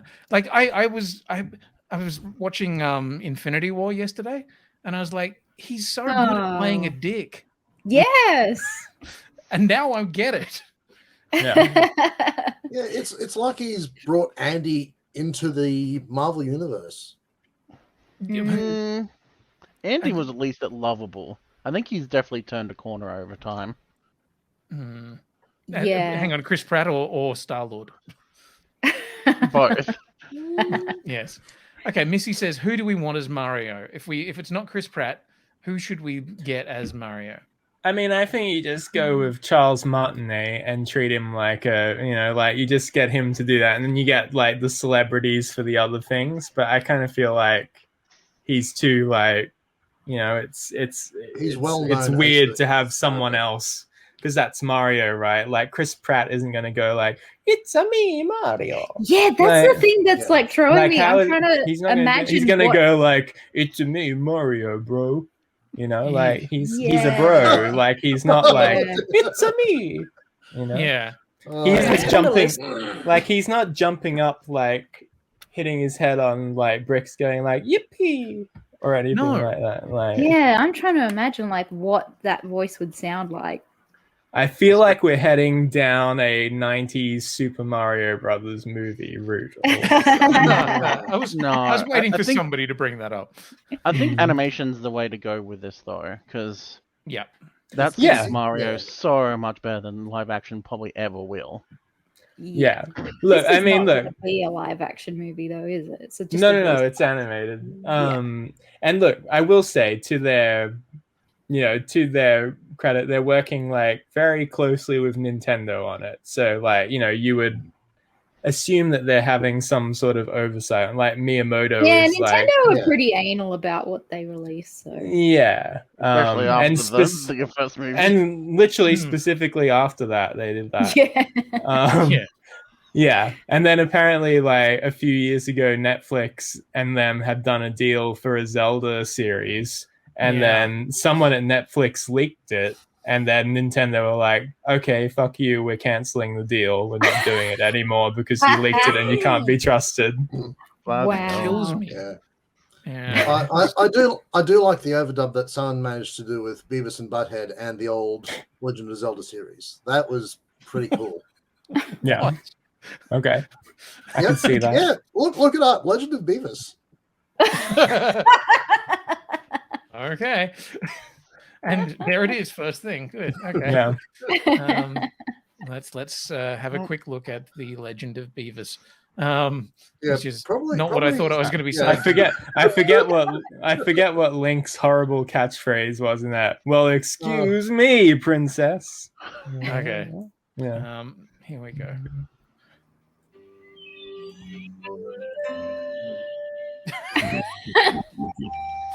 Oh God.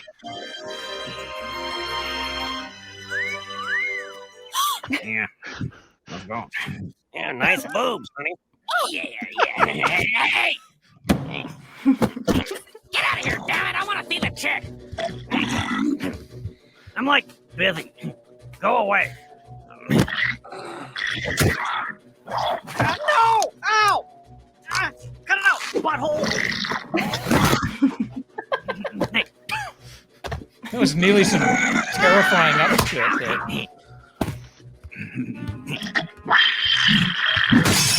Get the hell out of here. Okay. Oh, nice subtle reflection. Yeah. Here. Good.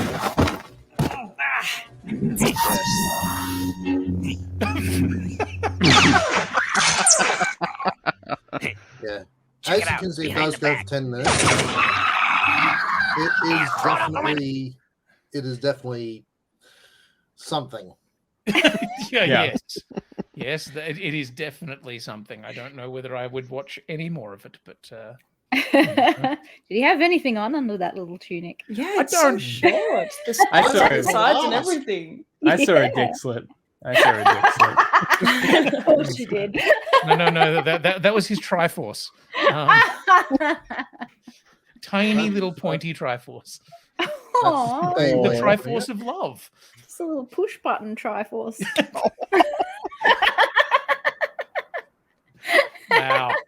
Wow. We don't support body shaming on this show. Jill's views do not represent those of Animates Incorporated. It's quite possible, Rob. Frankly, it is quite possible. Hang on, what did Rob say? I missed it. He may May have have cut cut himself. himself Yes. Yes. He does fling with wild abandon, Basil. There was a lot of flinging. Wow. Okay. I've completely forgotten what the question was that we were asking. What are we rebooting? What are we doing? We were asking. Yeah. What do you want to reboot, people? We've already, I've sung a song tonight. I'm exhausted. Yes, we saw. Oh, also, what does everyone think of my song? Give me only if it's good. Yeah. I was surprised that you actually did that. I was like, wow, we're gonna get DMCA'd. But no, it's me. No. Yeah. Good save. Well done. That's amazing. Thanks. Yeah. The A and B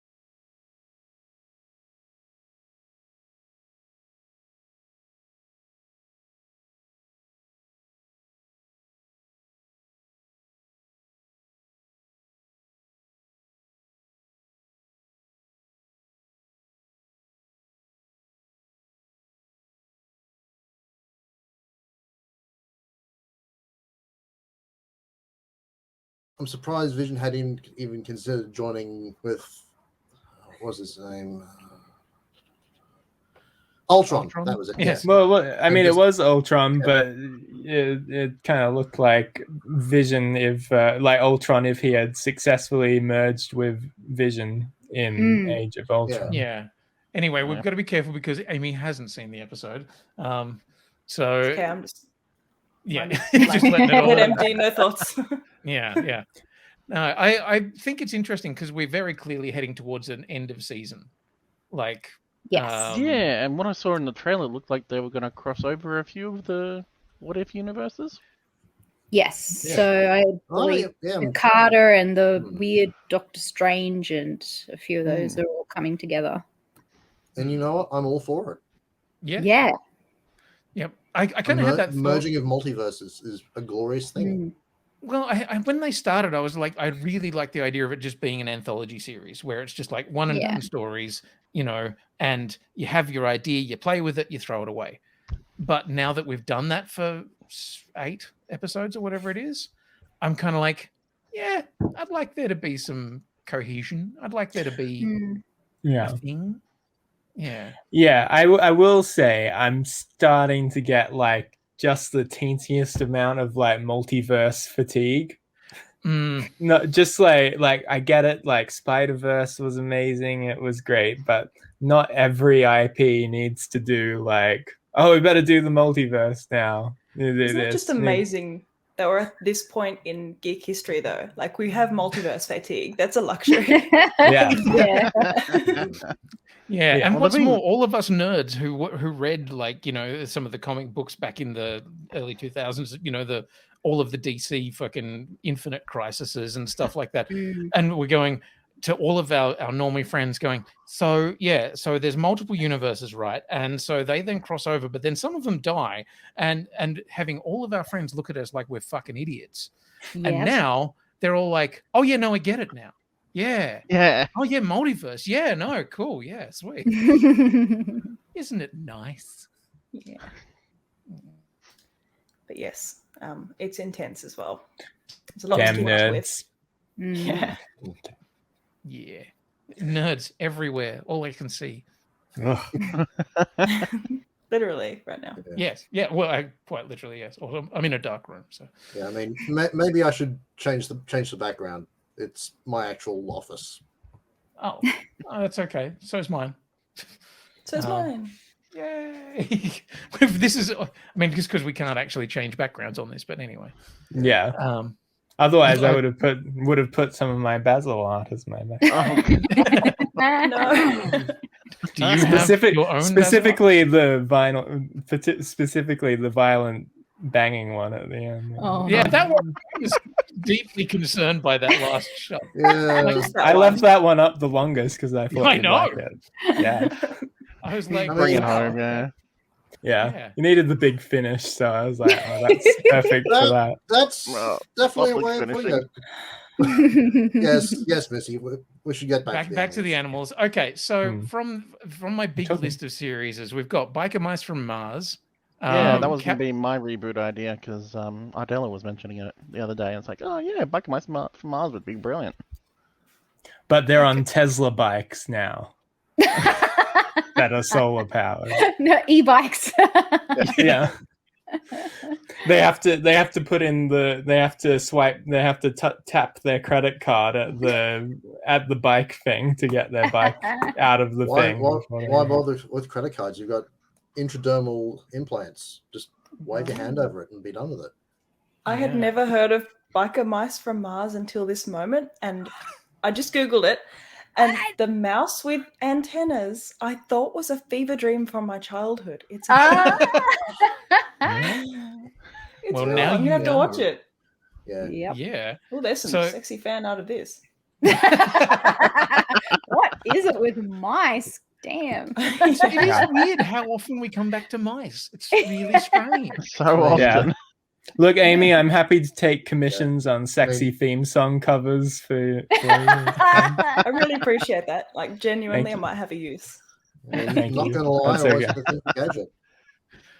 Okay, so what about Street Sharks? Were we down with, like, Oh, Forgot Street about Sharks are that. just Ninja Turtles. Yeah, that's true. You know, I didn't watch it as a kid, but I remember it was either Street Sharks or Biker Mice from Mars. But I remember there was rice bubbles with like one of those cartoons on the box, and it would turn the cereal like green, like glow in the dark green or something. Oh. Oh, I think I remember I that. think I remember the box Yeah. art. Yeah. I don't remember the cereal because I never got I'm to pretty have it. sure I remember it being rice bubbles for some reason, but No, I think It'd you're be right. it'd be the easiest thing to get the color right. yeah. Yeah, true. Yeah. So do you think that was Street Sharks or Ninja I Turtles? think it was Biker Mice from Mars. Okay, I'm looking for green green rice bubbles biker mice. Yeah, no. There's Might just be green, right? I mean, so many different options. It sort of ties the green rice bubble sort of ties better with Teenage Mutant Ninja Turtles. I would have thought so, but yeah, maybe Toxic Avengers. Yeah. I love that we had a character who was basically just that was a very interesting movie and a very good series. Yeah, trauma. So much trauma. Yeah. Okay, so Street Sharks basically just Ninja Turtles. We don't need to do that again. Battletoads was essentially Ninja Turtles. Probably don't need to do that again. Bucky O'Hare. Yeah. So Jill, you reacted pretty strongly to Bucky O'Hare. I don't even remember it, but it came up the other day on something. It's we were talking about it on Space, and it was the one thing I remember. The theme tune was playing in my head over and over again. I could not get out of my head. Okay, well, guess what? You're gonna hear it again. Because fuck it, why not? Let's where is that? That one. Chrome tab, Bucky O'Hare, share the audio. Here we go. All right. Helps if you have the audio up. In another dimension, another time and space, a parallel universe is falling on its face. Oh, we saw this when we talked about this when we had the space episode, right? Yeah. Ah. Oh, he's very green, isn't he? Yeah, it's very green. kind of like a very spacefaring jazz jacket.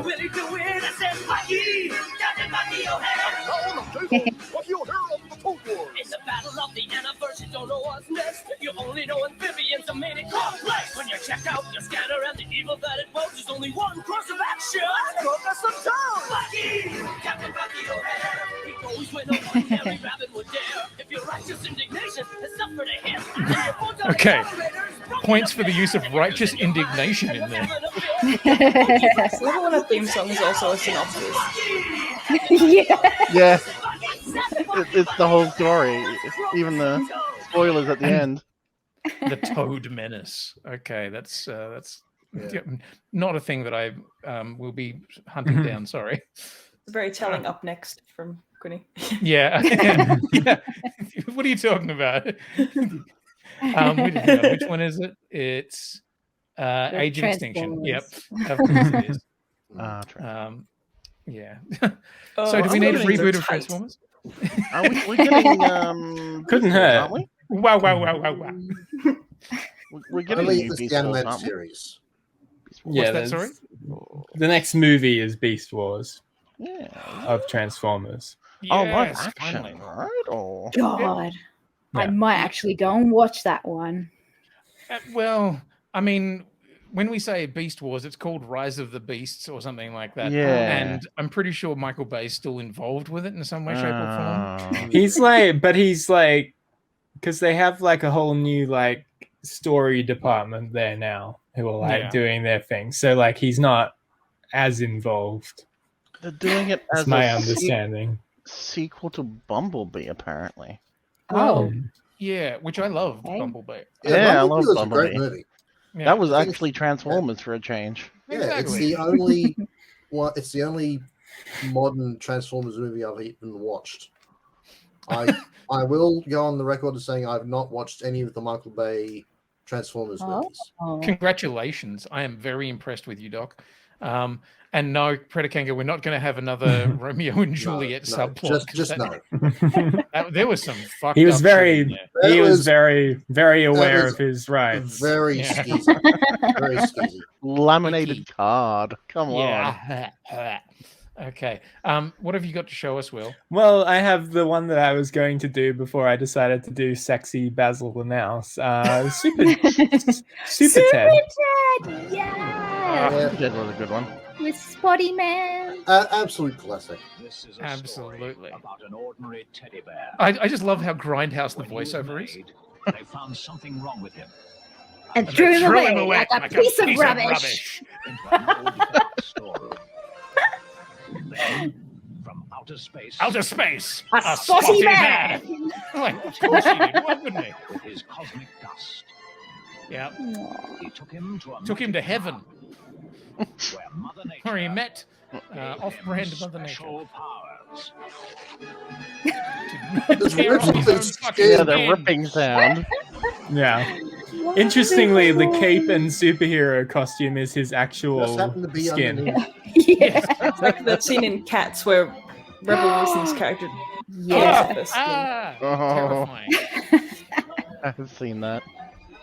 Oh man. Goddamn nightmare. There's Fuel. also a weird later there's a weird later Hanna-Barbera Super Ted series, Oh. which they're like all in America, and like they give them American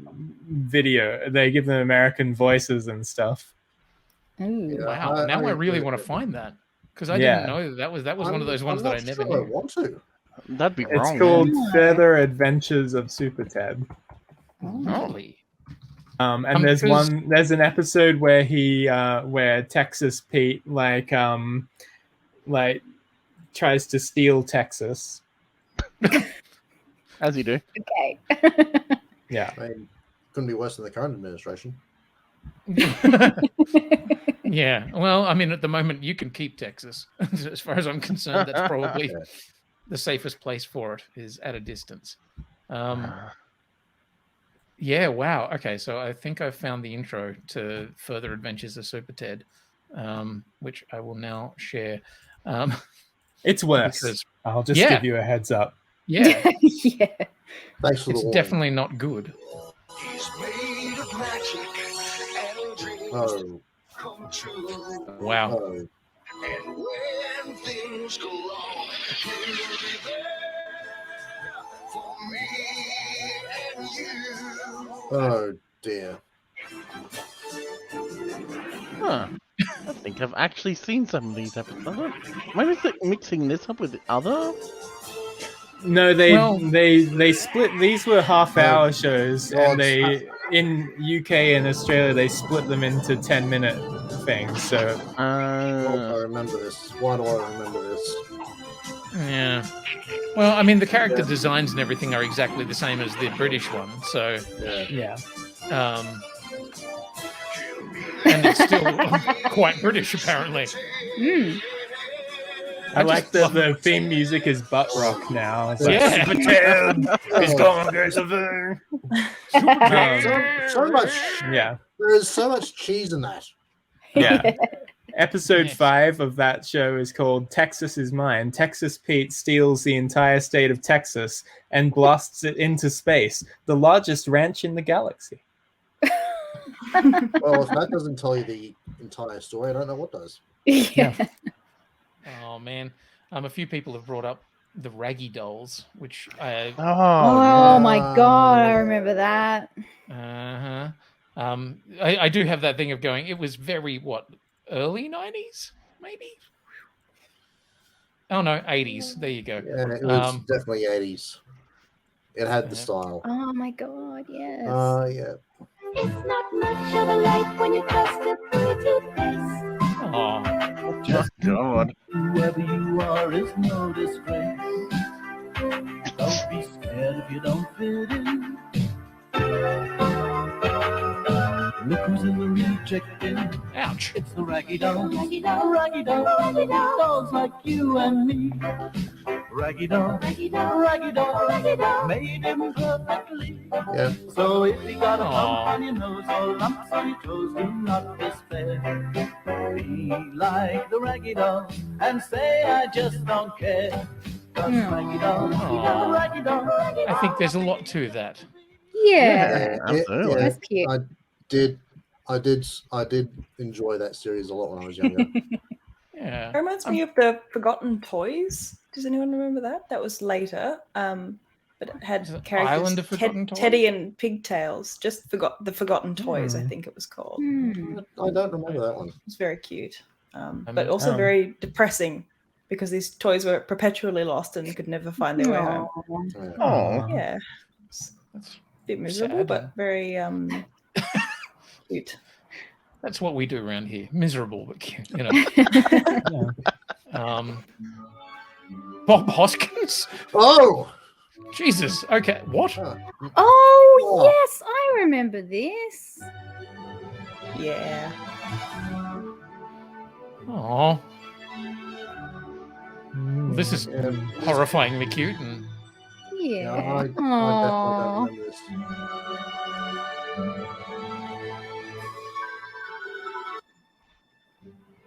okay. We're not going to watch the whole thing. but- Forgotten again. Not classic tale. again. Yeah. Ah, fuck. Forgotten again. It's like Home Alone, but they're teddies. Yeah. Exactly. Yeah. But less murder traps. Marginally less. Not murder. none. I mean, maybe the Will, really? I've seen what you've got to add. So I actually agree. I think this one we need a reboot of this series. You know, weirdly, before we show what we're talking about, this has become like a fashion thing now. Like it is like this high fashion thing now to have like this particular show in high fashion clothing. Which What is it? Well, you'll recognize it the moment I hit that. There you go. Oh, Baba! Oh, Yes. I love the oh, show. wow. Yes, I do love remember this one. I Baba. remember it being so problematic these days. Yes. This is so Yeah. cozy Yeah, for I me. Yeah. Yeah. It's I mean- cozy, but don't think about it too much because eventually Yeah, you start exactly. going, Yeah. oh, Yeah. Baba's one of the Very 1%. girly. Oh no. Yeah. Well, I'm gonna eat the rich now. Yeah. It's very British India. It's Yes. the Raj. Let's just is call the it Raj. what it is. Yeah. It's Yeah. the fucking Raj. I mean, look at Grandpa there. He is actually wearing Raj outfit. Yeah. Yeah. Wow. Please don't ruin Baba for me. It hadn't occurred to me just how much of whatever it is. So, yes. How imperialistic it was. Reminds me of this meme I saw the other day, and it's like, why are the pyramids in Egypt? Because the British couldn't carry them. Oh, Future. it's horrifically true, especially if you've ever been to the Metropolitan Museum in New York. Yeah. Yeah. There is an actual There's a piece of pyramid. Yeah. there's a whole went there, chunk I of saw it. pyramid that they've just picked Yeah. the fuck up and taken. Yeah. Yep. You're like, yeah, good, great, awesome. I So, shared how do we- another anthropomorphic classic with you. Oh, okay, I'm looking forward to it. Here we go. Oh wow! Oh, It said goodbye to the circus. Oh, she went with a trumpety trump. Yes, I remember this one. Yeah, we're not rebooting this. Too many Trumps. Yeah, exactly. I'm very Fox uncomfortable. News presents Nellie the Elephant, starring Ivanka Trump, Wow. Ed Trump, Donald Trump Jr. Yeah. Also- There's no escaping that circus. I'm also slightly concerned that Nelly is topless. yeah, if she's wearing a skirt, He's wearing a then skirt. Yep. Yeah, like That if she's implies- wearing a skirt, then clearly there's a clothing thing happening. So Yeah. It's a reverse Humphrey B. Bear thing. Mm. yeah. And she's off to Mandalay. Good. Yeah. Okay, There's good. a Marsupilami video game coming out soon. Oh, Kanga. What? Wow. Hadn't heard of Marsupilami in forever. Really? Yes. I'm just now because that was It's called Marsupilami Huber Venture. Here, I've got better internet than you, Quinny. So you do. I mean, which isn't hard. Okay, Yeah. you share it. Where is it? Where is it? There. Huber Venture.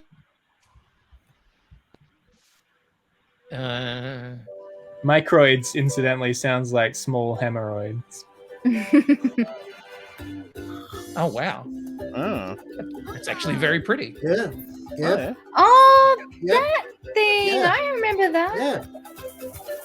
It's literally Donkey Kong Tropical Freeze, but with I Marsupilami. remember the character. Yeah, I remember the character from years ago. This looks good on flavors. Oh, it's like Sonic the Hedgehog. Yeah. But Like with the less tail colours. stuff is beautiful. I love these. Yeah. Oh, very cool.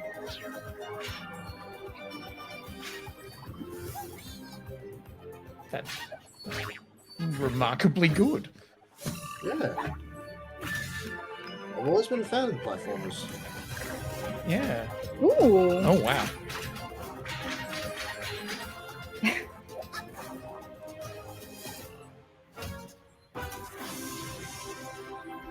Wow. Well, shit. That looked really good. That It's looks such, good. such an overused platform, but Oh, it's coming out on the it had 16th enough of going November on. also. Yay. That's great. Maybe we need to start a cartoon. We need to do a cartoon video game episode. Like video games made out of cartoons where we just play cartoon games. Oh, well, I mean, after looking at the one from... did I end up showing the video of the Gargoyles Sega Genesis game? Yes. Last week? Did you? I don't know. I Because don't it know if was... last week, but it was last month. Yeah, it was hot. Like, there was some very, Oh, it's very good. nice... So this is the old Sega Genesis Super Lamy game, which, you know, Considerably trying different. to do something. Yeah, I mean, Yeah, The tail. yeah. It's trying. Those That's angles. probably pretty difficult to do in the 90s or whenever. Yeah. yeah. I'd say it was limited to the technology of its time. Yeah, somewhat. But hey, you know, actually, I always remember. I think it's okay. Nice. You've got an inflatable tail thing. Terrifying. So many questions. Oh, it's a puzzle sort of thing. Right. Oh wow. Okay. Is it like Lemmings? You're trying to Less- get like the elephant across? Less Yeah. lemmings, I think, than Yeah. That there's no elements of lemmings in this. It's Like the little elephant bit is like gonna keep going. it's if you have to I mean, keep getting it the does- elephant to the end of the level is what I mean. Not it does not have that- the elements of a puzzle it is a puzzle platform, I'd say. Yeah. So now he has to go and turn the elephant around. But there's no animals trying to blow themselves up. Yeah, no, there's no death of no, it's no. Yeah, I just was mean trying to skirt guiding around the thing to the guiding the thing to the end of the level. Yeah. So Rob asks, is Earthworm Jim a cartoon or a computer game first? Earthworm Jim was a game first. Game Yeah. first. Also Game created first, by dickheads. So Was it? Oh. yeah, yeah, they're not cool. Oh, okay. Yeah, the creators kind of gross dudes. Oh. Okay. Well, Yeah. then I won't put that So on the screen don't at talk all. about earthworms if you can't enjoy it. Anymore, I've decided. Okay. Yeah. I Good don't to know. care. It's fine, you can do I'm it. trying to think. Did Marsupilami come before or after Bonkers? They're sort of Before. similar. Sorry. I'm a child. All of the phrasing. Are we not doing phrasing anymore? Okay, fine. Moving on. No, there's honestly no phrasing in this part. Yeah, well, there is in my mind. Look, I'm looking down our list of other things. I mean, I want to see the Thundercats, the Tiger Sharks, and the Silverhawks all cross over properly, and be an amazing shared universe where they all do cool shit together. That'd be cool. It'd be something to see. They were designed by the same company. They actually exist in the same universe. It's just a fucking. I feel like that 2011 anime was the shot it had for that to happen. And... It was so close. Like it had tiger sharks in it. It just didn't have, and it did have a villain from Silverhawks. So it was saying very clearly we're in the same universe. We just never got another season, so we never got to actually do the crossover. So fuck that. Never had the chance. If you haven't seen it, you have to go and watch that, though. I actually watched an episode or two of Thundercats Raw. Yeah, I was sitting there completely naked. It was amazing. Is that ROAR or RAW? Yeah, well, you work it out. Would you say you were haunt while you were watching it? I was definitely haunt and raw. Join us next month for a haunt and moist show. Because it's October, I'm guessing we're going to be doing spooky cartoons, so it probably will be a haunted time. Absolutely. Well, time for Ghostbusters Extreme then, right? I might see if I can. Movie to not come out. I might see if we can get a special interview with the voice director of Ghostbusters, the cartoon, for this show. We I can do that. Which Ghostbusters, though? The real Ghostbusters or the Filmation ones? You're talking about the Filmation ones, aren't the you? Deke one. The real Ghostbusters, Then yes, I'm excited. I'm super excited for that. Yes, totally. Yeah, yes. Excited. Yes. I'm not freaking out at all. Real Ghostbusters. Yeah, real Ghostbusters is the one I'm talking about. Yeah. Okay. Yes. I can ask. We might have to pre-record it so it's at a good time, but it might be a nice little video package. That's name of my sex tape. Yes. Right. Look, guys, it has been a lot of fun, but I'm also running out of steam and getting quite tired. It's been a week. Yes.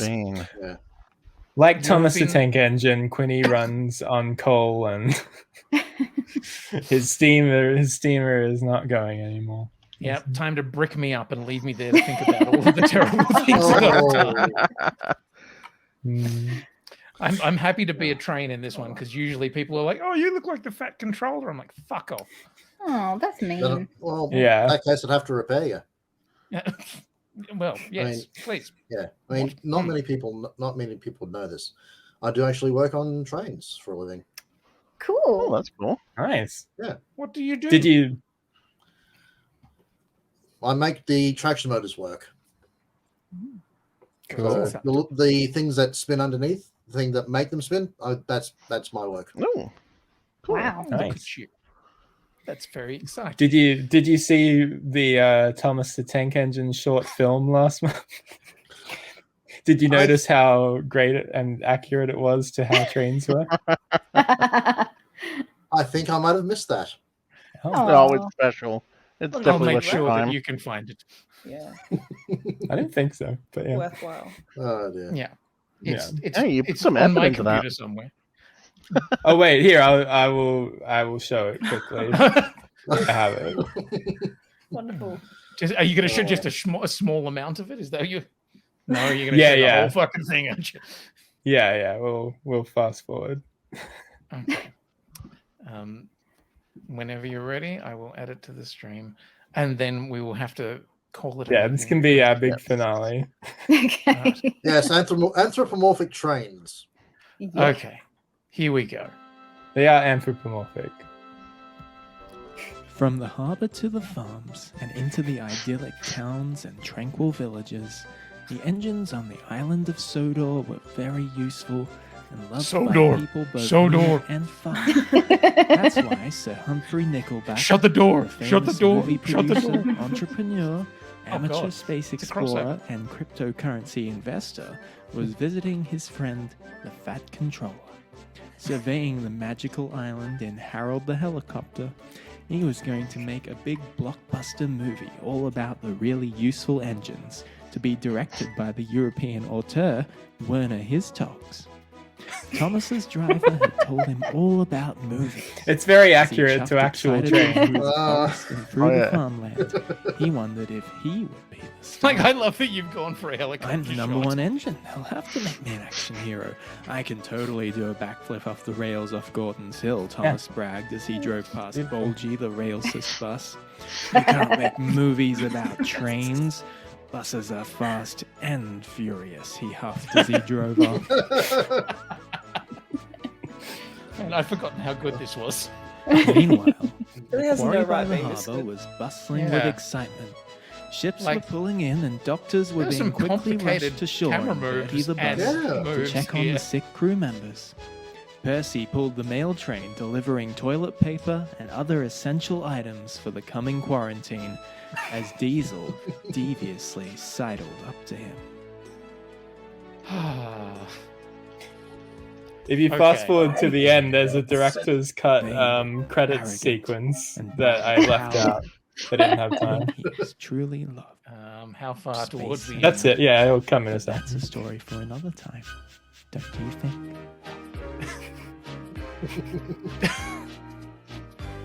So evil, wow. Terrifying. Oh.